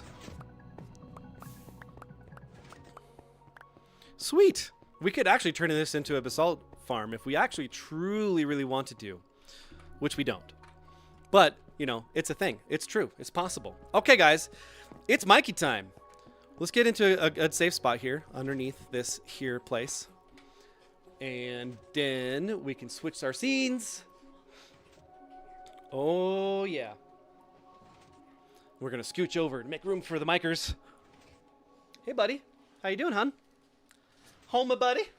Come on up. Come on. Yeah. It's time. Come on. Come on up. There you go, buddy. There he is. Here's Mikey. Mr. 2-year-old himself. How you doing, man? Yeah? Thank you for joining me on stream today, buddy. We get the I love Mikey in the chat, or Mikey's a good boy. That's right. Because he's the best boy. He's my dog. Yep. He's my wingman. Take the kids to school, go to the bus stop, go to the store, sleep. He's right there with me. He's my dog. He's my dog. And as Burrito Man calls him, Puppy! How you doing, man? Yeah? You're doing good? He does like this little thing whenever I'm talking to him. Hi. Yeah? I love you, buddy. You're a good boy. Yes, you are. Want to say hi to people on stream? Say, hoi. He's such a good boy. Yep. This guy is such a huge source of joy in my life. Come home. He greets me at the door. He's just waiting for me to come home. He just wants to be with me. Wants me to pet him. He wants to sit next to me, just lean on my leg, or just go for a walk or whatever. He's pretty awesome. And I love this part too because he just like leans into my shoulder. It's like my favorite part. And I can kind of lean on him too. Oh yeah. How you doing, buddy? You doing good? You having a good day? Yeah, we had a good time outside when we went for a pee. Love you, man. You're a good boy. That's right. If you guys haven't done so yet, please make sure you like the stream. Press that thumbs up button and go. That's right. We like it when it goes because it tells YouTube, hey, this is pretty good. It's like that song at the beginning. Hey, this is pretty good. Yeah. And then make sure you subscribe to Dark Maestro. Join the Army of Light, guys. Join the Army of Light. That's right. Hi. And then you too can share in the joy that we serve up here. Then the last part is make sure you ding that bell. Ding! Ding that bell so you get the notifications of whenever a short goes up, or we set up a post saying, hey, I'm going to go live. Or, hey, I'm not going to stream today. It's going to be another day. And then also you get the notifications from when I actually do go live. YouTube sends out those notifications 30 minutes before I go live, but only if you have the notifications turned on. So do that, so that way you don't miss it. You don't miss it that way. That's right. So why are we doing this, guys? We do this because we want to spread joy. We want to spread joy. Where does that come from? It comes from our Savior, my Savior, Jesus Christ. He came, lived, died, resurrected, all for me and for you. So that way there can be a pathway, the only pathway, to commune with him, to be his friend. He is the true source of joy, because once you admit that you actually need a Savior in your life, and you can't do it on your own, you recognize that Jesus is that one, you ask him into your life, and he he joins you in your life, and he starts walking you down that path of goodness and joy. And then you can't help but see the positive in things sometimes. As before, it's like everything is just shrouded in darkness all the time. Just like with Mikey, it's actually in light at that point. He's just trying to get down. Mikey, what are you doing? We're still doing things. Come here. Come here, buddy. This guy. You want to get down? You can get down if you want. It's okay. Love you, buddy. He's still kind of like off the side over here. But seriously, guys, he's the reason why it is that I do this. The reason why I stream Minecraft is because it's a way to get that joy out. And I want to create a community so that way Christians like you and me can have a place where we can come together and speak as if we're just at church. We're just at a place where there's other Christians. You don't have to be worried about what other people think about your beliefs on that, because we all believe the same thing, that Jesus Christ is our Savior and that we need him, and without him, we're all lost in darkness. That's right. Last stream, we went from dark to light. We lit up the whole path. He is our light. He is that source of light. He's the igniter. So when you invite him in, he lights your life on fire in a good way, like it's straight gas, as the kids would say these days. All right. Now leads us on to the next phase, the dew. That's right, the dew, with all the lens flares on there and everything. Well, maybe I can get a lens flare. Nope, not bright enough. Join me in downing a dew. Oh, yes. Oh, it's so good. It's so good, guys. Mountain Dew Sweet Nectar. It is amazing, and I love it. I love it. I love it. Superstar. Who knows that reference? Come on, who's my millennials in the chat that knows Superstar? Ah, so good. It's so good. One of the things that I wanted to talk about today is how it is Christianity is so different than any other religion and Judaism, because everything is a list of things that you must do in order to earn salvation or to stay good enough. Now, the difference with Christianity, that's right, is that the whole point is that you acknowledge that you can't be perfect. You cannot. It is not possible. It is not possible. So, part of what I put on stream today, the title for the stream, A Little Leaven.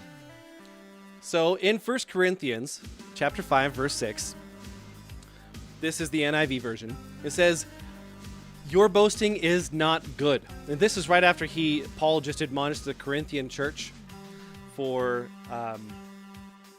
saying that basically they can sin all they want and it doesn't matter. That's called licentiousness, and that's not okay. So the next part of that verse is, don't you know that a little yeast leavens the whole batch of dough? So he's talking to people that aren't like the wealthy and the elite. They're the bakers of the world, the carpenters of the world, the construction workers of the world, all the blue-collar workers, the people that are in the field picking the berries. They know all these things. So he says, don't you know that a little yeast leavens the whole batch of dough? They all do know that. So he says, get rid of the old yeast so that you may be a new unleavened batch as you really are. For Christ, our Passover lamb, has been sacrificed. Therefore, let us keep the festival not with the old bread leavened with malice and wickedness, the law, but with unleavened bread of sincerity and truth, because Christ lives within you and it flows through you. So you guys can go back and read that chapter in that section that's leading up to it. Galatians chapter 5 references the exact same thing. And then in the Gospels as well, Jesus says, beware the yeast of the Pharisees. So then he goes on to talk about the parable of the wine in the wineskins. And he says, Barley, if you know that chapter and verse and book, I can actually put it up on screen here. But he says, you cannot mix new wine and put it in an old skin. It'll burst the skin. And likewise, you can't put old wine in a new skin.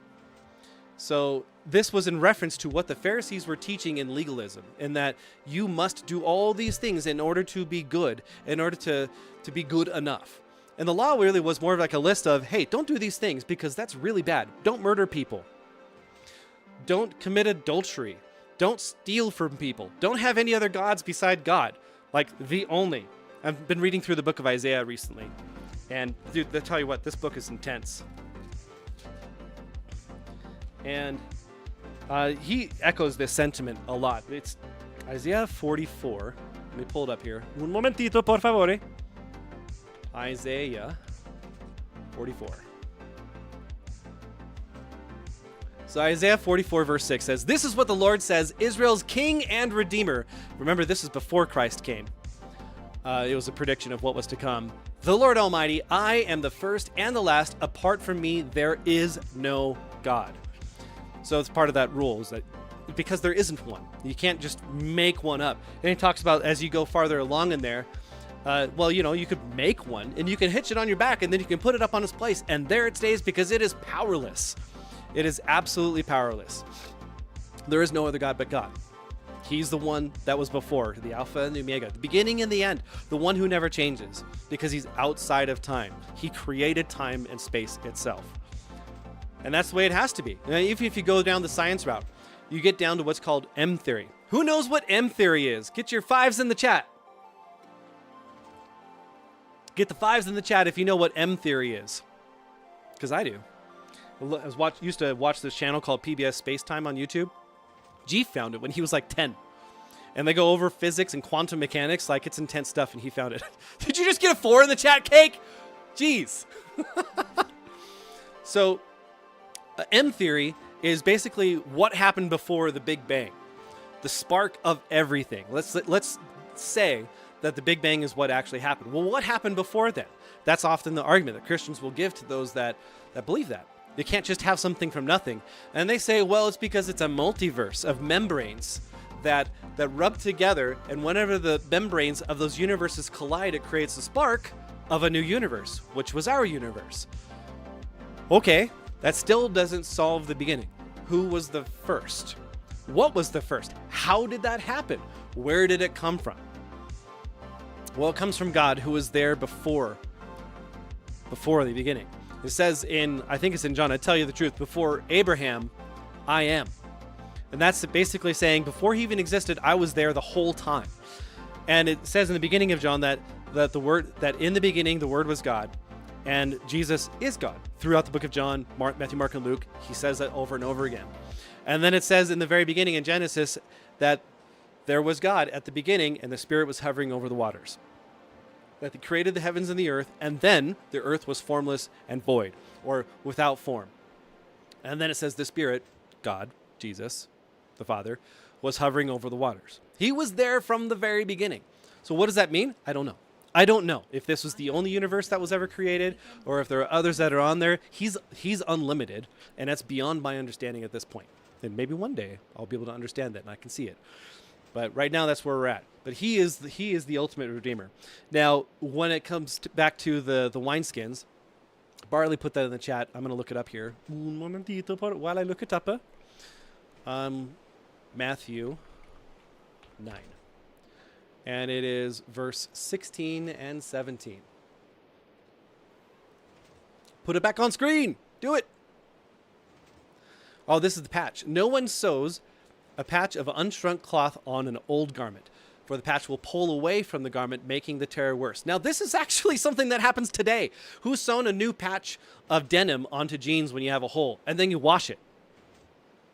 It doesn't work. It literally just rips it away. So you have to, wash the patch of fresh denim that you have first before you sew it onto your Levi's or your Wranglers. And it says, neither do people pour new wine into old wineskins. If they do, the skins will burst.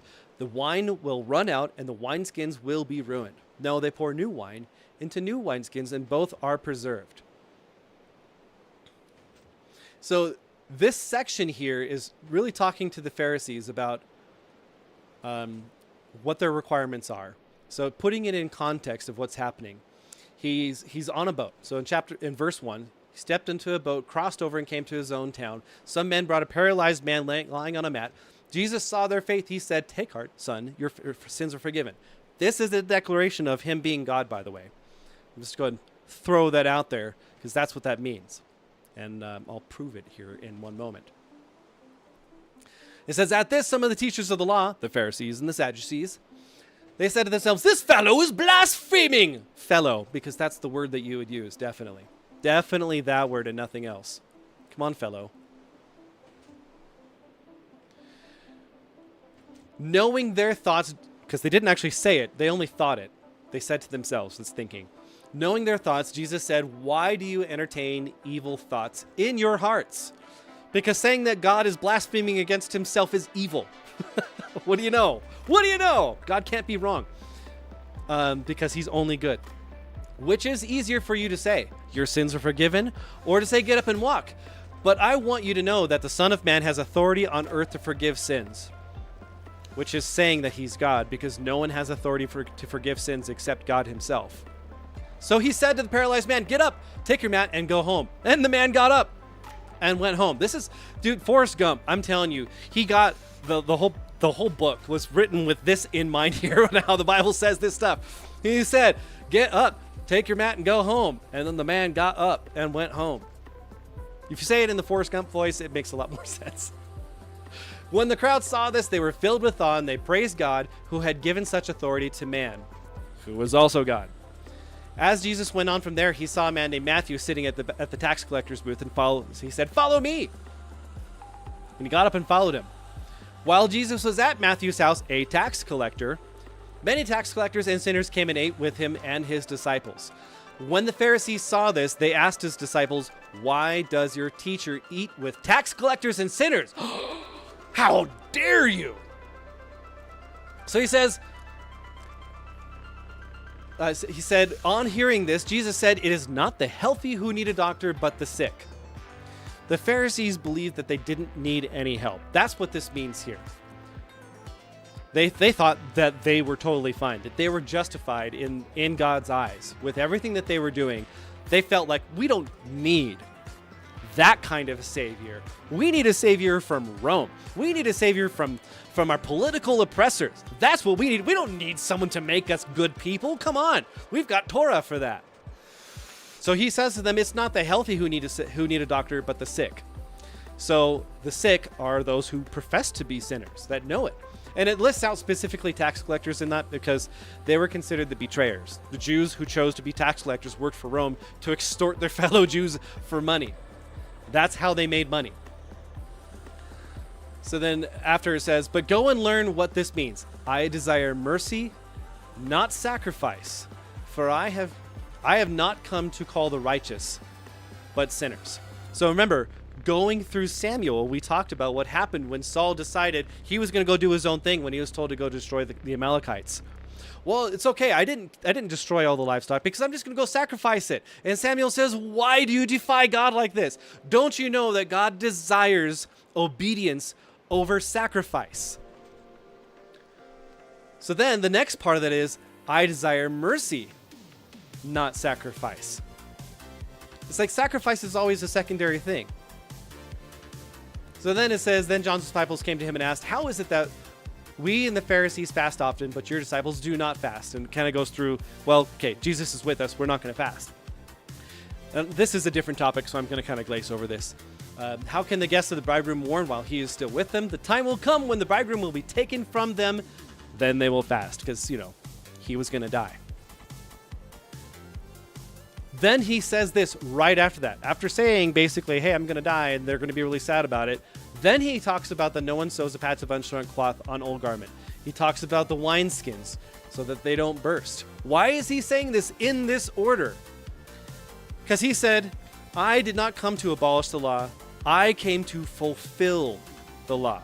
I came to be the one that is going to be your sacrifice. I am your sacrifice, because true justice for all of the sins that we commit is that sacrifice. Eye for eye, tooth for tooth. So that means there has to be some justice that's meted out, or God is not just. So he decided to take that punishment for us.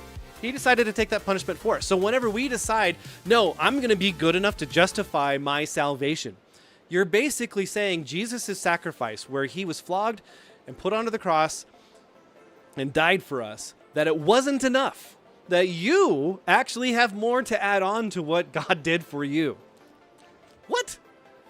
The perfect sacrifice isn't perfect enough. I got in trouble for saying this once back in the day. You can't be more perfect than perfect. So what are you doing? What are you doing thinking that you can be more perfect than perfect? He was perfect. His sacrifice was perfect. Every piece of it was that was there. So he was the first. He was the last. He's the only sacrifice that's truly needed for all of us. So choose him. Choose him. That's why we're here. This is where my source of joy comes from. Because I know I can't be good enough, but it's okay because Jesus died for me and covered over those sins and then also gave me what was his righteousness as my own. So when he looks at me, he sees all of Jesus' good works and not all the filth that I did. Choose him. It's free. That's all that it is. Choose him. It's free. Choose the light. That's right. I'm sorry I've been ignoring you guys in chat here. I'm going to go back and read it now. All right. So in physics, Barley said it. In physics, M theory is the theory that unifies all consistent versions of superstring theory. Edward Witten first conjectured the existence of such a theory at a string theory conference in 1995. Yep. And then Barley says, great example with the denim jeans. Thanks, Barley. Appreciate that. So crazy they saw the man walk right past them, but they still tried to say he broke the laws. Yeah. I get frustrated when people enforce rules for the sake of the rule instead of for what the intended purpose of the rule was. The whole purpose of the Sabbath was so that you're not working 7 days a week. You got to sleep, guy. And there's a parable where no, not even a parable. He just says it directly. Who has a sheep that runs off and doesn't leave on the Sabbath day to go rescue him from the ditch that he's in? And they're like, we all do it because it makes sense. It's your sheep. So same thing for us. He's not going to just not heal us because it's a special day. Going back farther, what is a PDF? They were seen as bad as PDFs. What are PDFs? Did I miss that, Barley? I don't understand that reference. Then Will says, when they saw Jesus hanging out with the deplorables and tax collectors, but if it's guilt by association, yeah. Well, not when you're the one there that's showing them the way. Yeah, rules for thee and not for me. That's right. And Bixie says, choose the light. That's right. The joy and sorrow. It's beautiful how you cannot see the beauty in it. How a person can't see the beauty in it. Yeah, I agree. When you see a lost sheep, guide them. Yep, absolutely. That's what God's telling me right now. That his sacrifice was the perfect sacrifice. So then, therefore, everything that he tells us is also going to be right as well. He can't tell us anything that's wrong. So when God tells you to do something, part of the things about being a Christian, and then when he comes to live within you, he will speak to you in one way or another, either audibly or in a dream, visions, while you're reading, signs, other people, like family coming up to you that he's placed in your life, and he'll talk to you. You need to listen. So he'll give you a chance, like if he's trying to talk to you directly and you're just not seeing it. So for example, let me put it this way. When I was a young warthog and I was in my teens, I was all the way in love with this girl who did not have feelings for me. And I couldn't understand why it is that I had feelings for this person if it wasn't reciprocated. Why would God place these feelings on my heart? It's got to be that I just have to play the waiting game. Yeah, no, that's not how that works. So after a couple of years of pining, I'm talking with my parents one day. They said, why don't you just go read about it and pray and expect that God's going to give you an answer. So I open up and I'm at the end of John, and it's after Jesus had resurrected and he's walking with his disciples. And so right beforehand, they were out on the boat and they were fishing. And Jesus walks up and says, friends, what are you guys doing? Hey, we're fishing, but there's no fish over here. And he says, why don't you go and cast your nets on the other side of the boat? So I went downstairs and said, Mom, guess what? So God told me this, and it's just because I'm not approaching it in the right way. If I just do it in a different way, in the right way, then she'll fall in love with me. Duh, how come I didn't see that way, Mom? My dad's sitting there too. They look at each other. Oh, honey. That's not what he's saying. What do you mean? What do you mean that's not what he's saying? It's totally what he's saying. No, he's saying there's other fish in the sea. No, that can't be it. But I knew it. I knew exactly. That's exactly what he meant when they said that. So after we talked for another 10 minutes, I believed him. And I didn't really truly want to believe it for a while until that woman, started dating my best friend at the time, and they instantly started having sex. Oh. That's basically God telling me, hey, do you want this in your life? That's who you want? That's what you want? No. No, it's not. Okay, I'll listen. I'm sorry. I'm sorry. I'm sorry. Like, to have that real moment of, like, repentance and understanding. It's really important that you get to that point. So if you don't listen to God, though, he will put others in your lives to set you straight once you choose him. And it could be family. It could be a friend. It could just be a random person at church that comes up to you and says, I had a dream about you. Ever had that? I have. It's disconcerting. What do you mean? I'm not listening to God? Uh-oh. What did I miss here? Okay. All right, guys. We've been talking for a while now. Let's get back to the game, shall we? Shall we?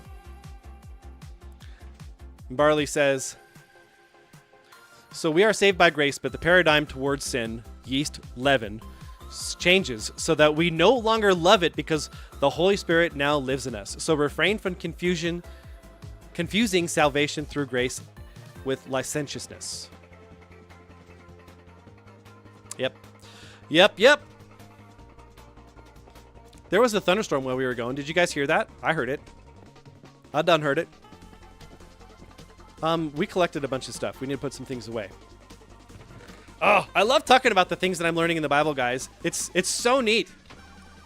I hope you guys are seeing this stuff too when you guys are spending time with him, that it's connecting the dots. I love that. Like, going through the Bible multiple times, like, you can't help but get those dots connected. Okay, neat. All right, so we have the automated system ready to go. Heck yeah. Love it. So this is the center here.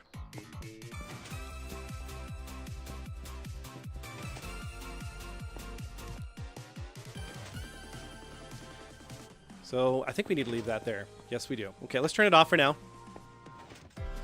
Cool. So this was the center that's here. Yeah? All right, so we need to get some Skulk catalysts in place. I think I have that at the other... in the other boxes. Let's go get some.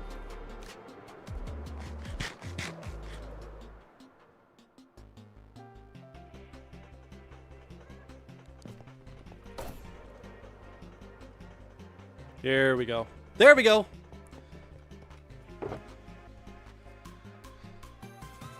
I think 2 will work. Should we do 2? I didn't place any other... I didn't check that, actually. Skulk.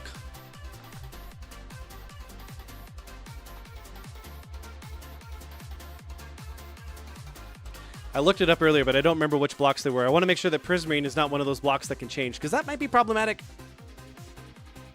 It was down here a ways, and it was Skulk growth. There it is. So you see the range there, 8 blocks. Euclidean style. Okay, Prismarine is not one of the blocks that it spreads to. And neither is glass. Perfect. Let's just take them all out. I mean, why not? After all, why not? Thanks, Barley. Appreciate that.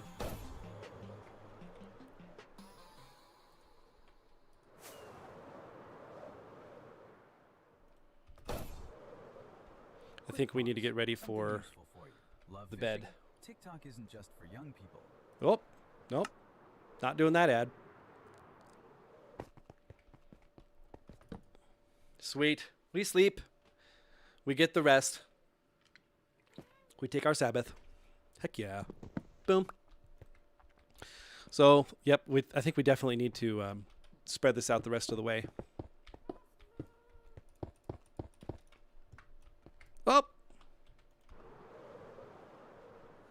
Chad fell down. All right, come on now.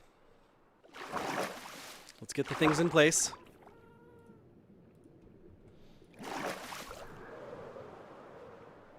There we go. Better.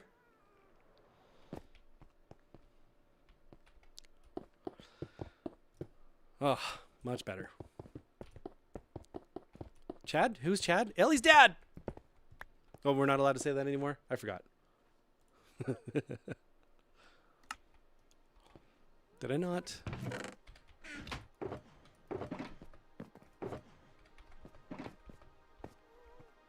Prismarine is up there. I put it all the way in the wrong box. This is why you're supposed to keep things organized and not be like me. Okay.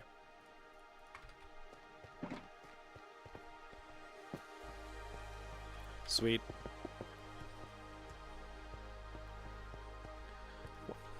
1, 2, 3, 4, 5.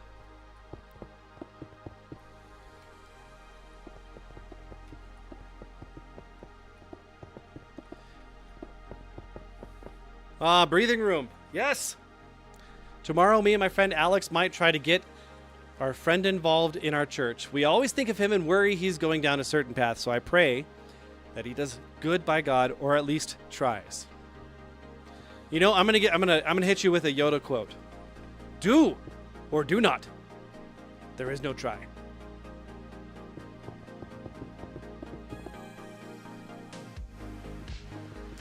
I mean that.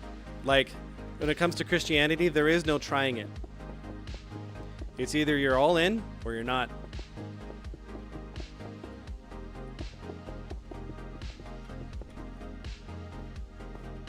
All right, let's expand this out. We got 5 more blocks to go. 1, 2, 3, 4, 5.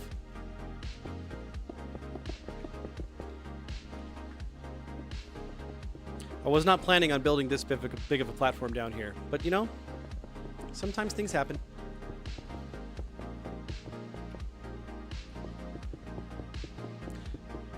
I'll give you another quote. I can't believe it!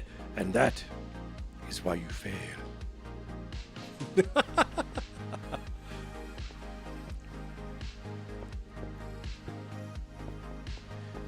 There we go.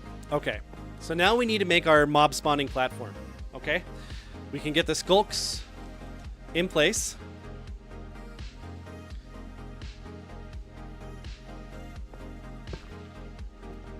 This will work, right? Like that? Yeah? Let's just say yes. We'll go with that.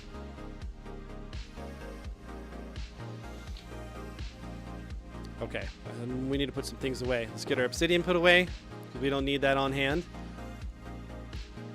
We'll put our catalysts in here so we don't forget about them.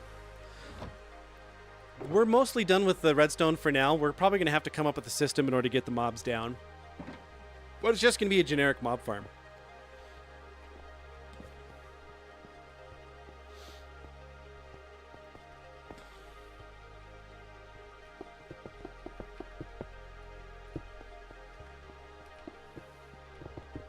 Yeah, there we go.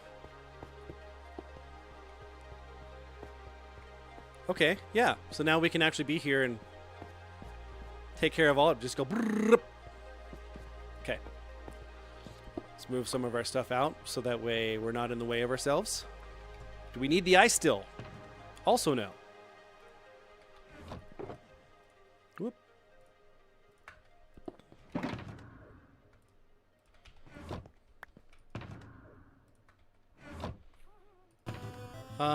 We need another ender chest, so we can just move it out off to the side. We can break this one and get it back.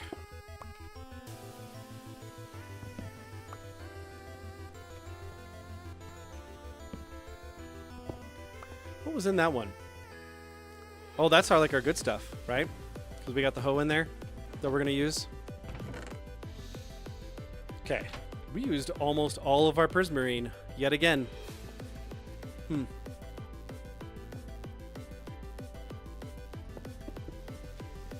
So if we stand here with it, we could just go to town. Yeah. I collected everything. Where's my glass? Is it on top still? Yes, it is.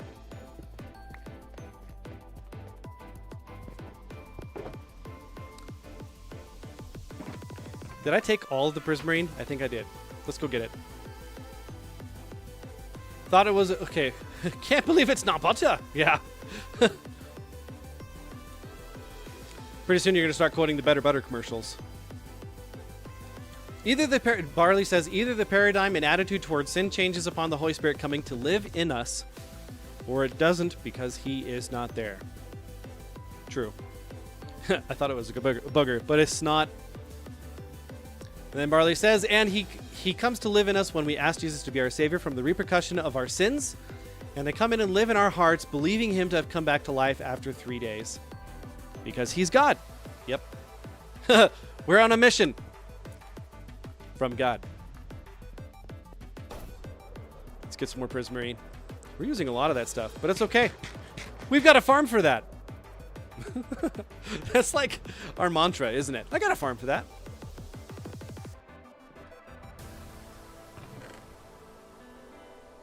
Yeah, that'll be good.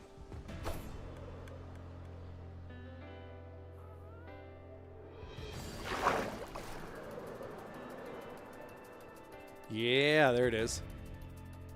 You know, it's been a long time since I've watched Blues Brothers. I think I should watch it again.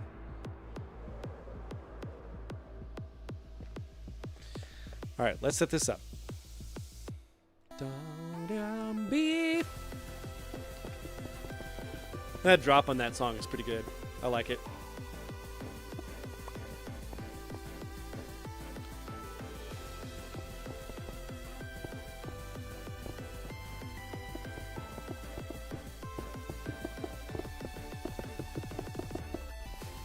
Oh, do we need to actually fill the whole thing in?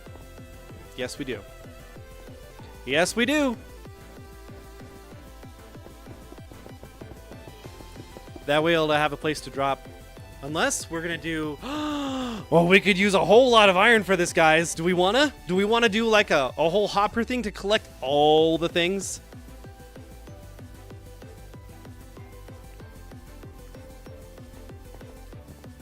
Oh, is that what we want to do?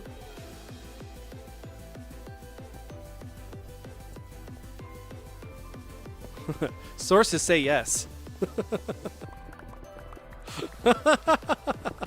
Okay. Yeah, we can do that for sure. That's a lot, though. That's like 2 stacks.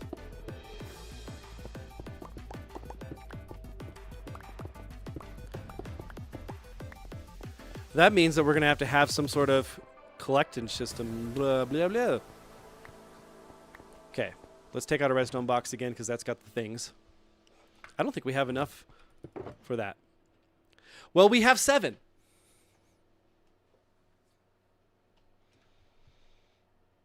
There was a weird shaft of light and cloud in our backyard the other day. Like the one above your lighthouse here, Maestro. What? Seriously? Well, that's cool.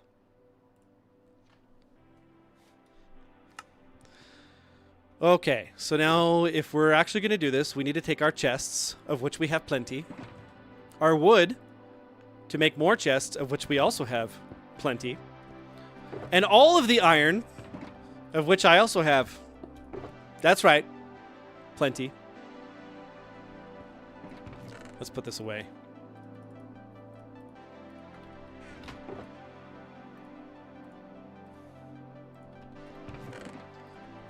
And get the redstone torches put away as well. Okay, let's do it. Let's do it! Let's make all the hoppers. Boom. That's not enough. We know it's not enough, but that's okay.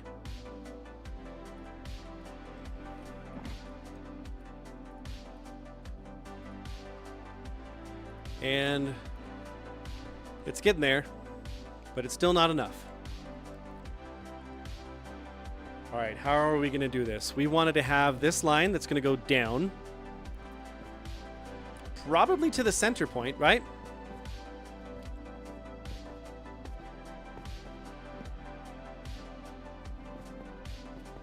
Yeah. So this one goes here. And the others all point over to it. Whoop.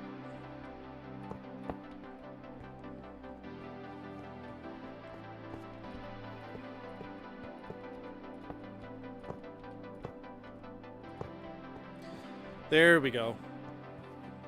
So now what we can do with this is we can have like a center funnel line. Like so.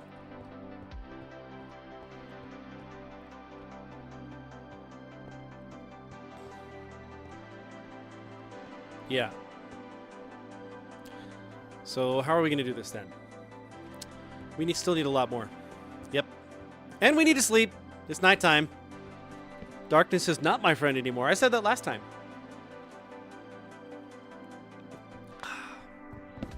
Okay. Let's go ahead and make some more. Let's go ahead and use all of that.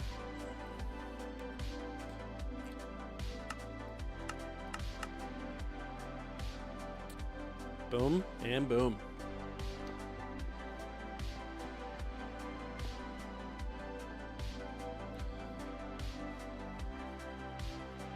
Do we want it to be a single hopper? That's a lot for one hopper to take.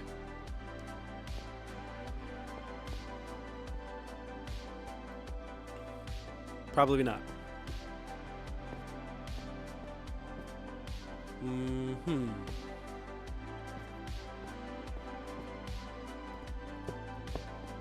Okay.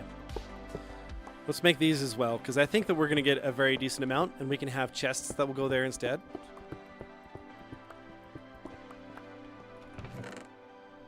Which, we used them all.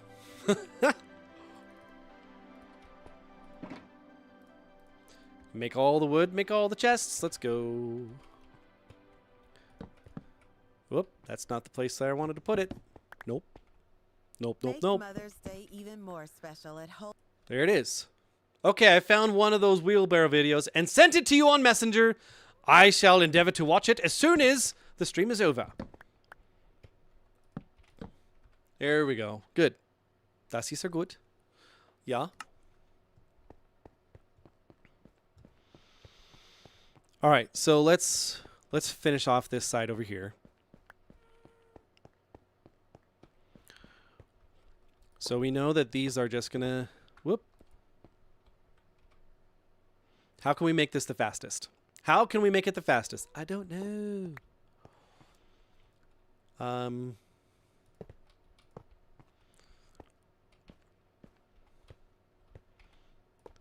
Whoop. How does it keep going down? And let's swap those. Love it. Okay. Commercials over. Music back on.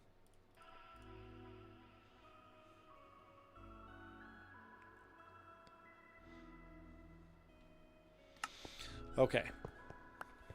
So I think I need to come like halfway. So 1, 2, 3, 4, 5. Right there-ish. Sure.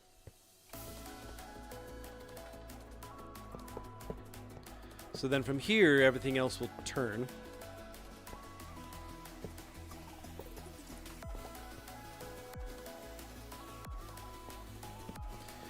We need to shed some light on the situation here. I like how like everything like sparkles just a little tiny bit on this. It's so cool.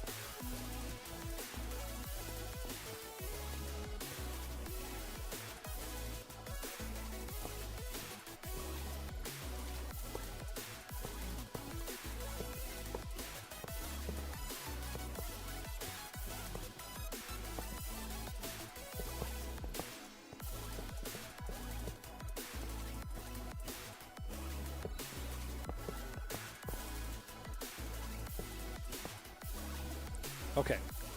I think I've got the pattern I kind of want down here. Yeah.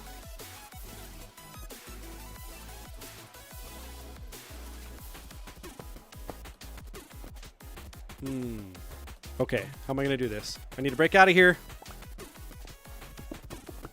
Let there be light.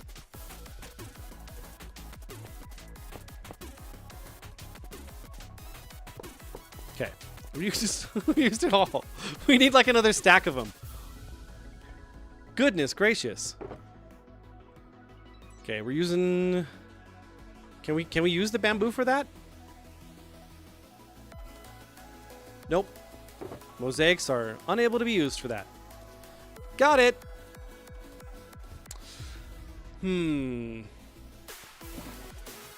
I think we used all of the wood that we have for the spruce. Time to use oak.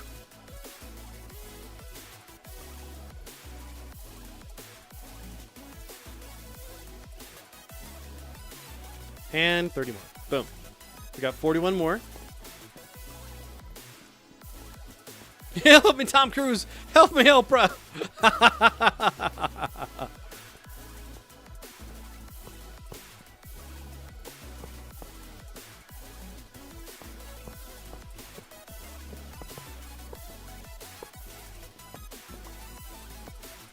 Uh-oh. There we go. Better. Okay, let's do it like... Oh, yep. Whoop, nope. Hey, the rain started. That's cool. We like the rain. It gives us all the water and stuff and things.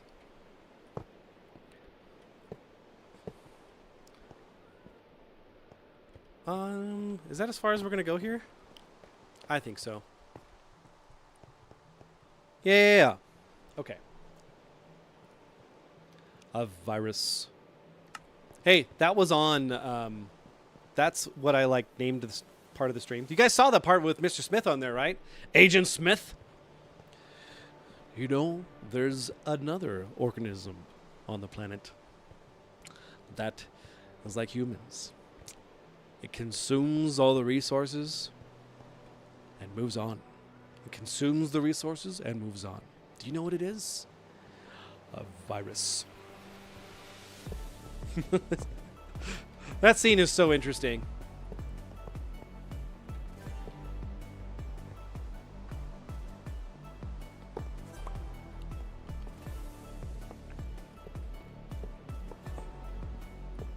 Whoop. Come on. 1, 2. Okay, we gotta break that.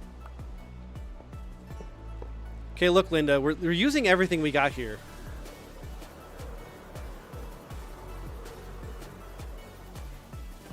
You know what we have? No! Ghastly, sorry! I didn't mean to, Saya. I swear it!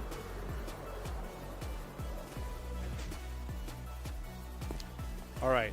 We can take all this out. We've had bamboo for going on like the whole series here. Let's do that. Let's do that.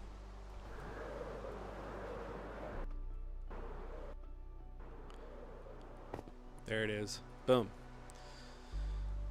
So how is this something that we can do like that? No, it isn't. No, it isn't. But we can use these. Sweet. There's a stack of chests. We love the stack of chests. It's our favorite stack of chests. And then more. Now we can restock our stack of chests that we stole. We can take out more ironic iron.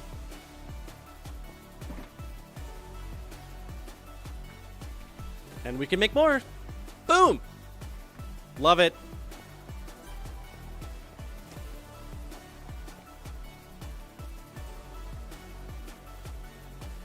It's so sick that the powers that shouldn't be see us as a virus. Yeah. Agent Smith. Barley says, it tells you who their father is and who has been trying to get rid of mankind from the beginning. Could it be Satan? Church Katie. That's right.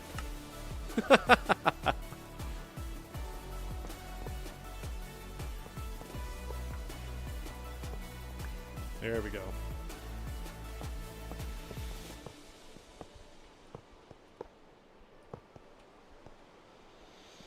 Okay. So now everything else kind of needs to be what curved in, right? This guy is going to go all the way, like so.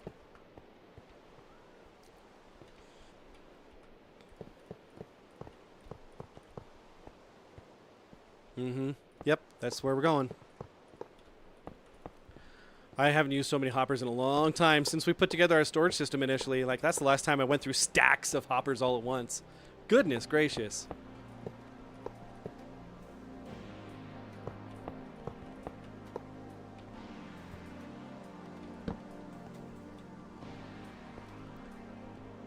used almost all of it already. Boom. Like that. Yeah, like that. Like that.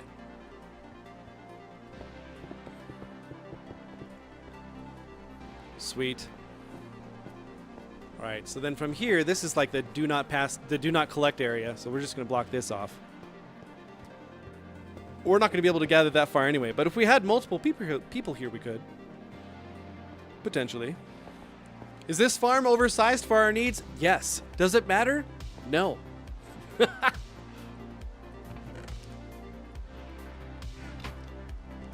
We can put back our leftover iron.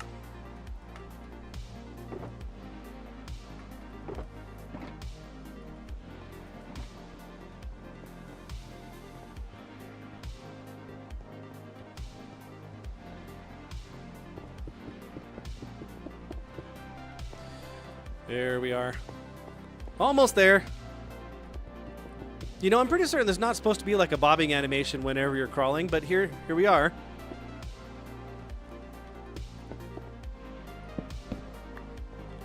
We'll actually make real lighting sources and beautify this later on, for sure. For certain.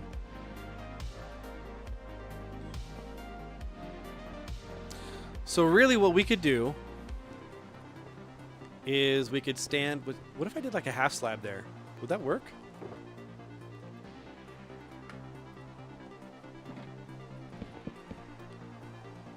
Technically, I mean...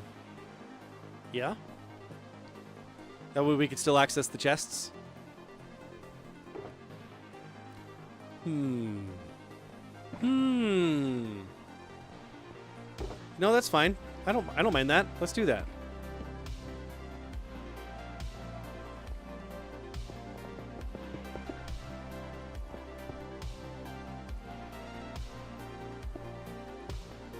And we don't want to break any of the hoppers. We're going to block them off and make them safe.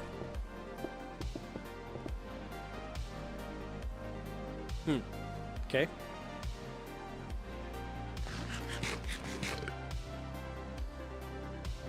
Man, when me and my friends saw that there are giant metal tanks full of viruses in certain labs, we were looking at each other like, huh, we're cooked. Yep. Feel that. Okay. So am I going to test this with my own death? No. I am not. Give it a lighting makeover? Yeah. So whenever we get our super hoe of awesomeness here, super hoe, we'll be able to tear through that stuff instantly. So we won't need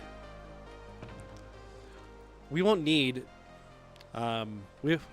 roads where we're going. Nope. That's totally what I meant to say the whole time.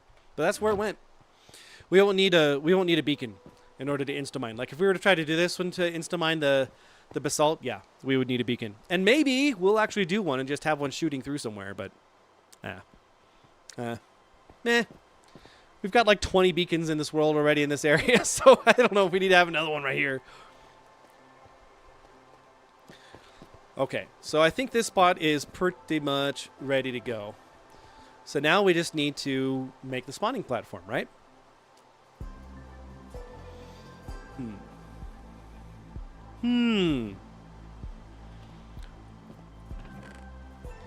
Yep. We're going to put the things back. And we're going to take out all the prismarine. And we're going to go up. How far are we going to go up? 24 blocks. So we're at 117. Are we going to be here doing it? 24 blocks from there is 138.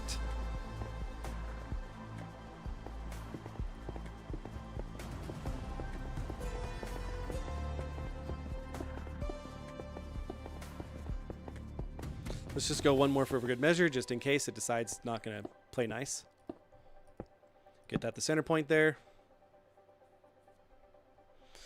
Yeah. So that should work. So it's within 8 blocks, I think. Is it within 8 blocks? We got 1, 2, 3, 4, 5, 6, 7, 8. It is not.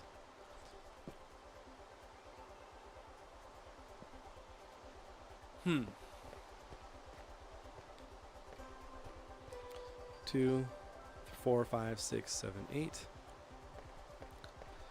Okay, look. We need to move these so it'll actually have full effect. Yep, let's do it on the 5th block in. 1, 2, 3, 4, 5. Come on, Silky, smooth, let's go. 2, 3, 4, 5. There we go. That should get everything that comes up to here at least.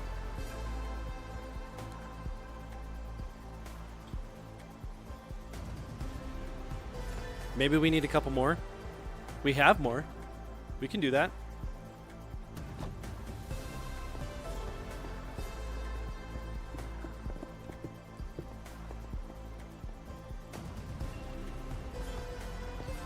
One, two, three, four. 5th block in. No.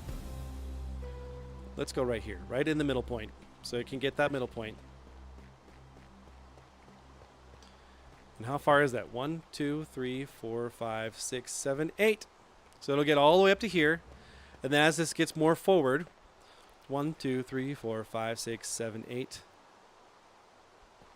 8. So once it gets here, then it'll convert. Is that close enough? Maybe not. Wild cherry cola meets smooth cream. I think it makes more sense to put it there. The treat you deserve. Let's do that. Pepsi wild cherry and 'Kay. cream. Treat yourself. Okay, let's get that. Let's get that inside the chest here, so we're not going to lose it. Because knowing me, I will definitely lose it. It's looking good so far. Thank you, thank you. Appreciate the vote of confidence. And we sleep. We got 20 minutes to the end of the stream. Oh, hello.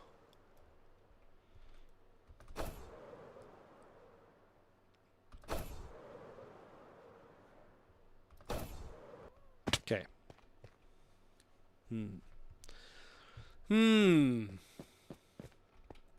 How are we going to do this?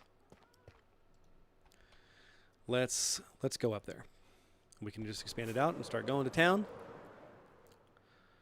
Can I stick this landing? Oh, I'm sure I can. Boom. Got it. We're good.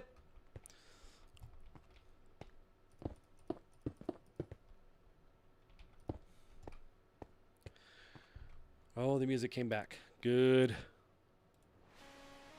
Bro, I just saw a rainbow on your screen. Yeah, when the rain stops, as the sun's still out, it actually has a temporary rainbow that's there. It's really cool.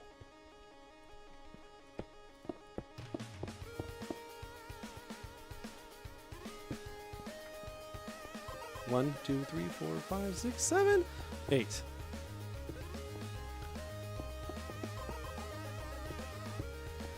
So spawning platforms and then the drop area. Where are we going to have the drop chute? I think the drop chute's going to need to be like here. And then it can expand from there. Yeah?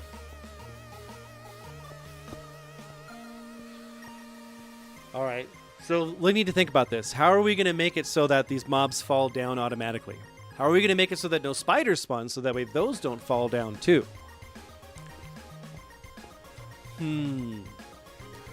So water flows like 7 blocks, right?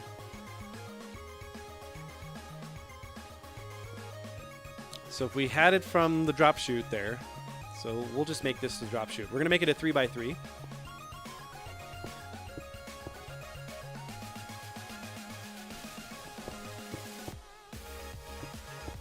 Okay, that's not a 3x3.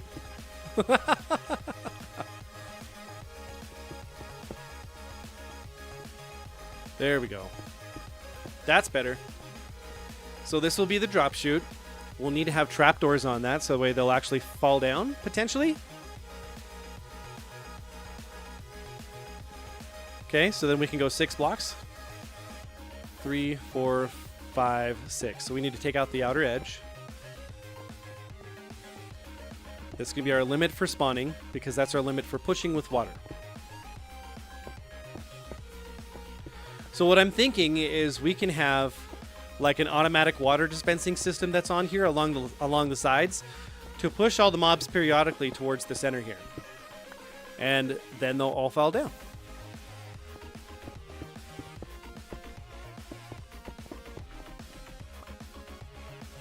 Yeah? So we can make it 6 all the way around from there? Yeah, I think that's what we're going to have to do.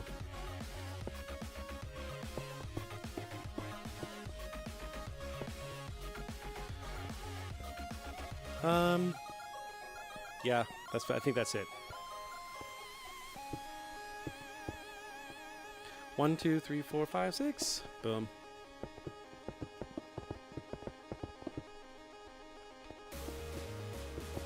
Sweet. Getting them platforms in place. Come on now. Oop. That's not where I want that.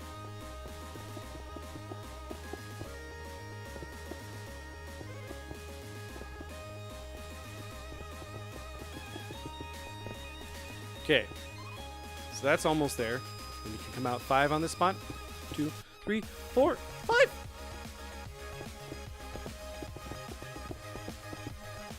Oh, too far. These far. Too far.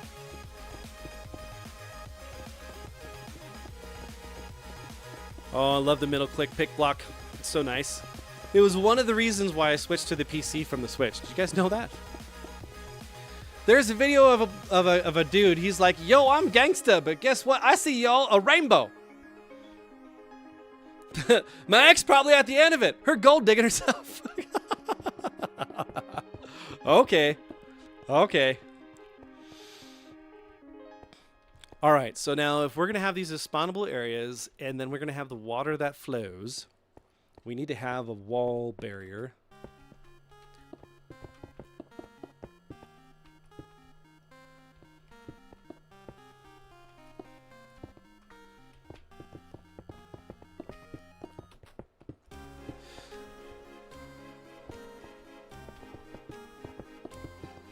Sweet. Almost there. Daggone, man. One more. So now, is this water actually going to push it from here all the way down? I think we're going to have it like a tiered platform in order to make that actually flow. So let me test this. So if we put the water down, it's only going to go like 4 blocks out. It's only going to go to like here. Yep, right there. So in order to make that flow farther, we have to raise it up. Okay. So if we were to do that all the way, how would that work?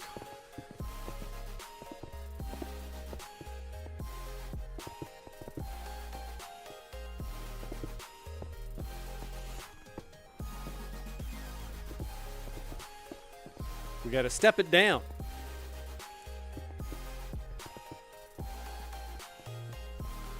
All right, so if we just went up by 1 block, I don't know if that would actually be enough.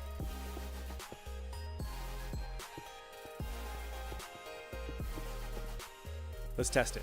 Let's see. It goes all the way to the edge. All the way to the edge. Okay, that's good. Do we want it to go 1 more? I think so. Let's do that.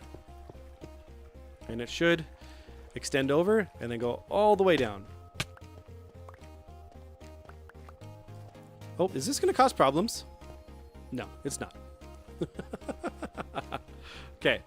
We're going to need an infinite water source if we're going to make this work then.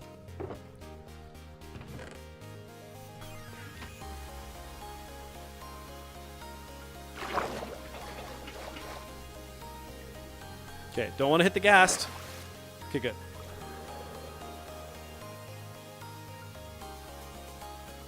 All right, do we have trapdoors ready to go? We do not. Not here. Well, let's go get some.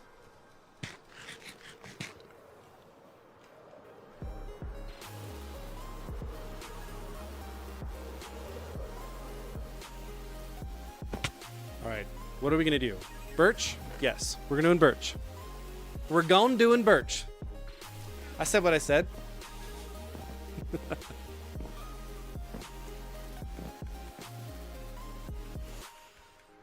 And then trap doors. Wow, trap doors are expensive. We need to have how many of those do we need? 8? Right?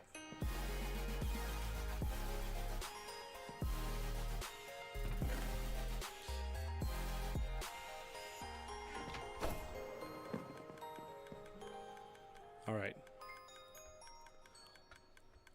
There's the 8. Perfect. And we got the water. Better help ad. A better help Financial ad. Stress affects the majority of Americans. It is one of the leading. Okay, done. And we've got the water. We've got the trapdoors. Let's get those in place.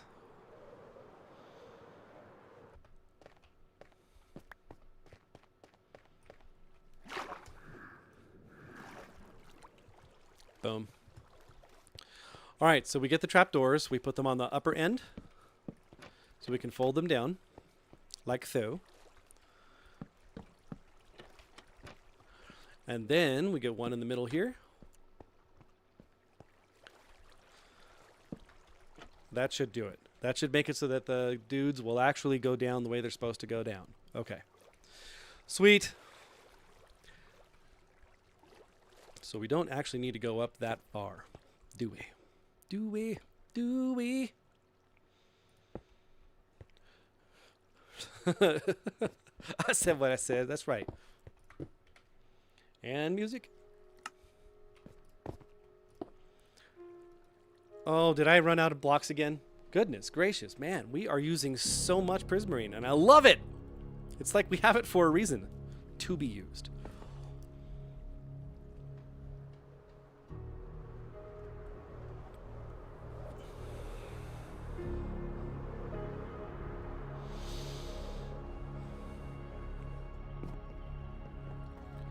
Do we have more? We do.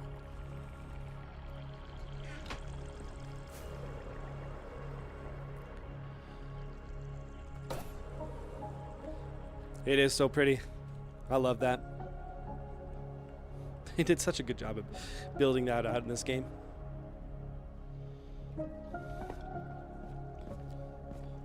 Okay, how many blocks was that from the center? It was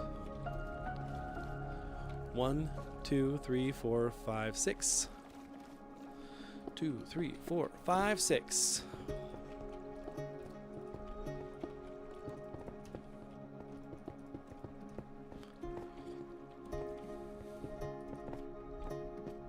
Right here. And how far out did I go from there on the top? I went 3 blocks. 3 blocks. 2, 3, and then it was 2, and then 2.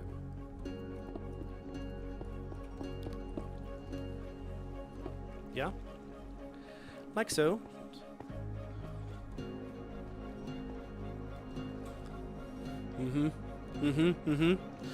So if we do this, we can place the infinity blocks here. And this should go all the way down as well.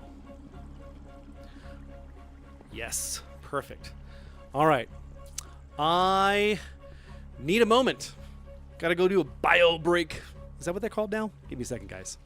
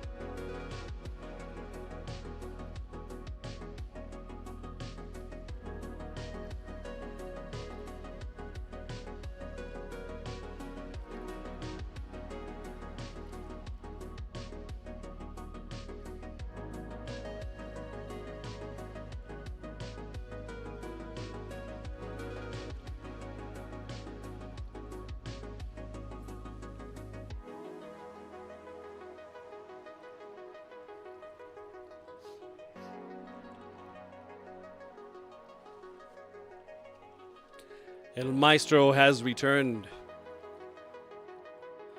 Sorry, guys. Thought I'd be able to make it all the way through, but nature called. Nature called. All right. What did we miss? Hope he doesn't get exploded. Yeah, same here. No, it's all right. Nothing can spawn in this area. I'm too close. It's too close. They won't blow me up.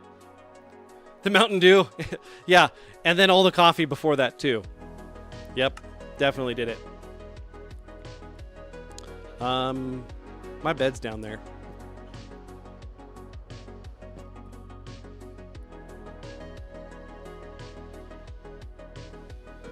There we go. Look at that. Got a bunch of drowns that spawned magically. Hey, and it works. It's working. It's working. Okay. That's a way to do it, apparently.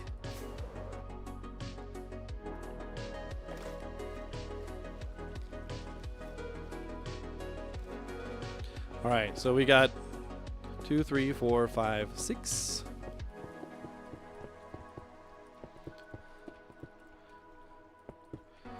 We are almost there.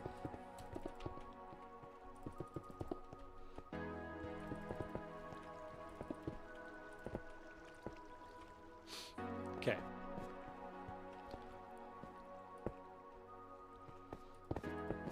Wait. No, that's fine. That's fine. And it's 3 up above that. 1, 2, 3. 1, 2, 1, 2, 3, 4.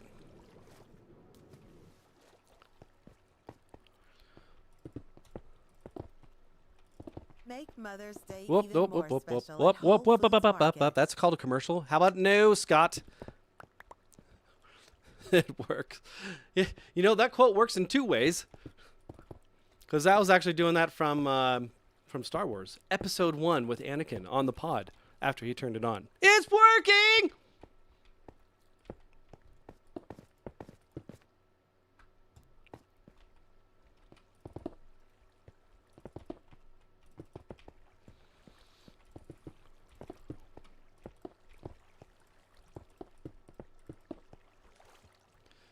Almost there. Almost there.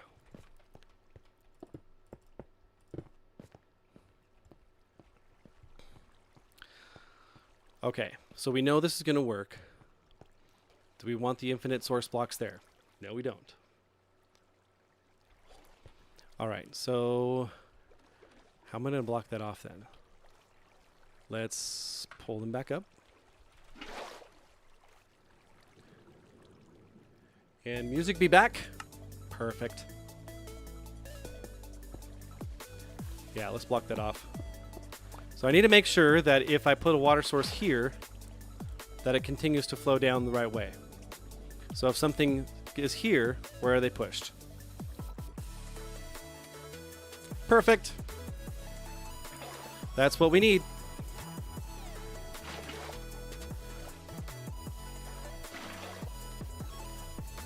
Water be gone. Okay. So now if we get dispensers in each of the corners and we get them on a timer, it should work perfectly. Why is this not square? What did I do wrong?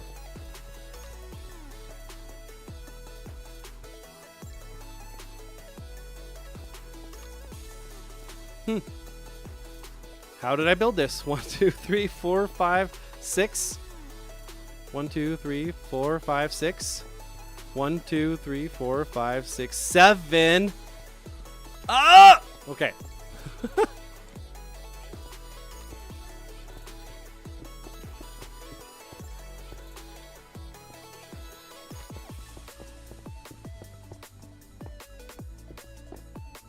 Okay, so we got to tear down this wall and rebuild it 1 over.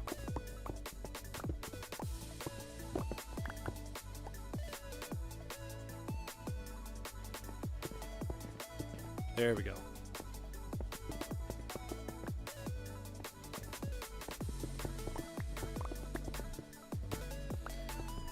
How did I mess that up, huh? I don't know. I don't know. Sometimes I just make mistakes, okay? Listen, Linda.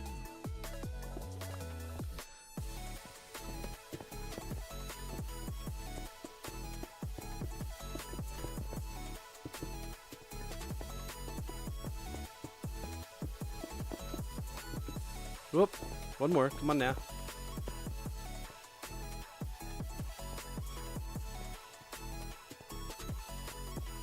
Yes? Yes! Okay. It's fixed now. Yay! Okay. So now we need to go get our dispensers. We'll have to come up with some sort of wiring system on there. We've got our buckets of water that we're going to need. We probably need more than that, actually. Actually, we're going to need more than that. Yeah, we're going to need 1, 2, 3. We need 8. Yep. Okay. Dispensers. Activate. Okay.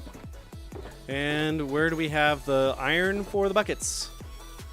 Because I don't have enough. We only have 4 extra. We need 4 more.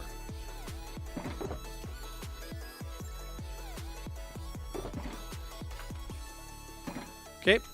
We got it. We got the ironic buckets. 1, 2, 3, 4. And we put back our goods. Okay. Get the water.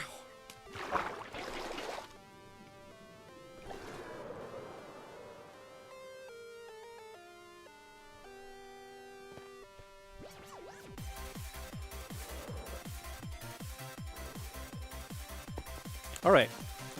So now we need to get our dispensers in place.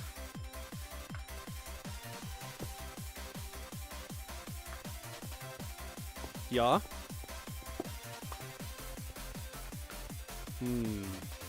Let's put this down. Dispenser and water.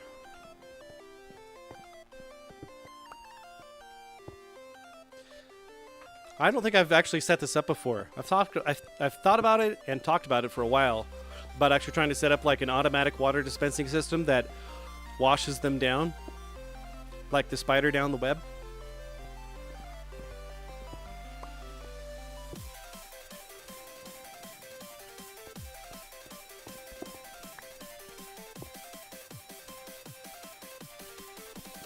Two more, yeah.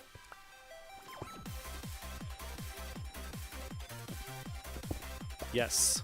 Yes! Okay, all the water's in there now. That is good. Alright. Now we're going to have some sort of big wiring system that comes up from there. We're going to have a roof on this too, to encase it all. And we need to have things in place to stop spiders from spawning. Which, if I remember right, is what? Walls? Is this enough for mobs to die? Is 24 blocks enough? I actually just thought about that. How far? How far do mobs need to fall to die in Minecraft?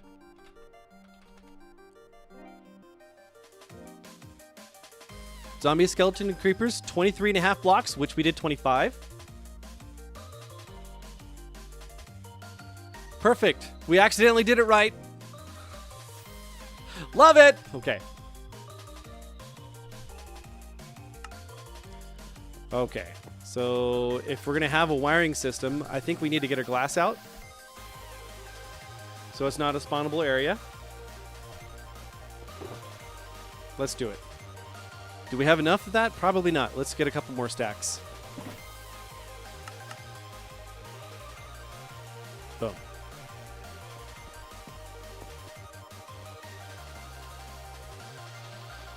Okay.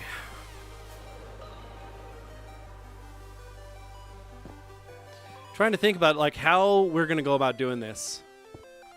You know? Like I think that it probably needs to start at one spot and then work its way around. Yeah. Yep. And then it needs to go up. And then it needs to go back down again. Yep. Yep, I think that's going to do it.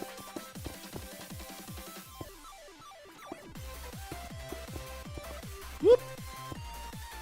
And we go down. So we don't want to cover it because this whole thing is going to be walled off so that the light doesn't get inside.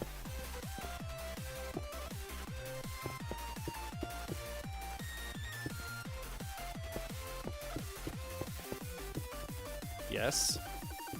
Yes. Sweet. Dude, we are so close, guys. So close. Come on now.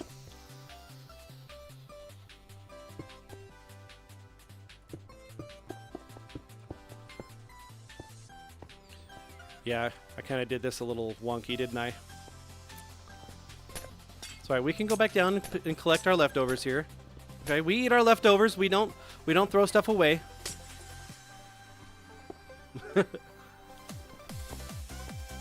Tell you what, man, I hated leftovers when I was a kid. And even as an early adult, I hated leftovers. Hate, hate, hate.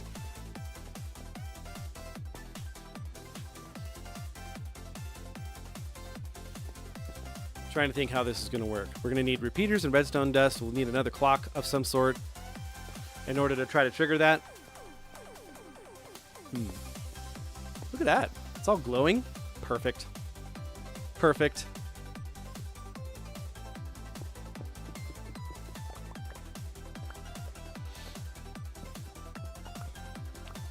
Got all the glass to pick up. Yeah. Hate, hate, hate. Double hate. Loathe entirely. That's right. Good job, Vix.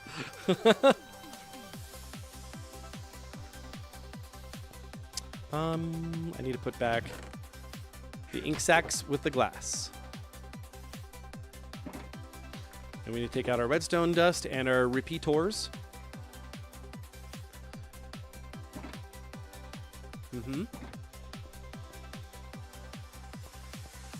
All right, so trying to think how we are going to make this work here. So I could probably do some sort of like torch tower from this in order to make that work, but honestly, it triggers too often. Because you have to let, it's not like Java where stuff just goes and spawns really fast. Like, it's Bedrock. It takes its time. It's sweet, sweet, sweet time. Okay. Let's do it. I just want to get this redstone in place, and then we will wrap things up, guys.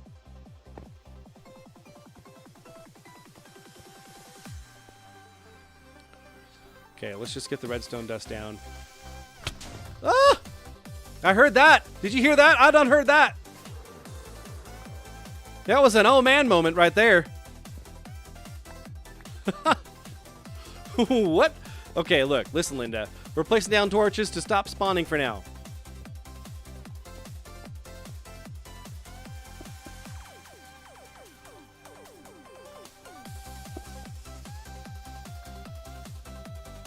Okay. It's okay. Everything's fine. Don't worry about it. You don't want your leftovers? You don't want your leftovers? Bring them to my house. There you go. It does save money. You're absolutely right, it does.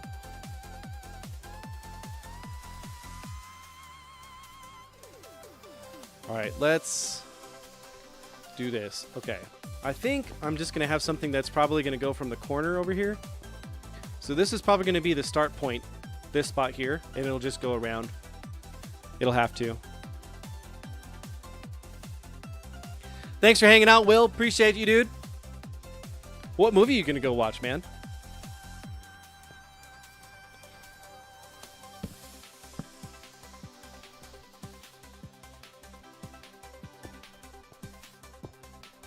Does this actually, like, work? Am I thinking the way it's going to think? Say what? Okay, that didn't activate the water. This is not.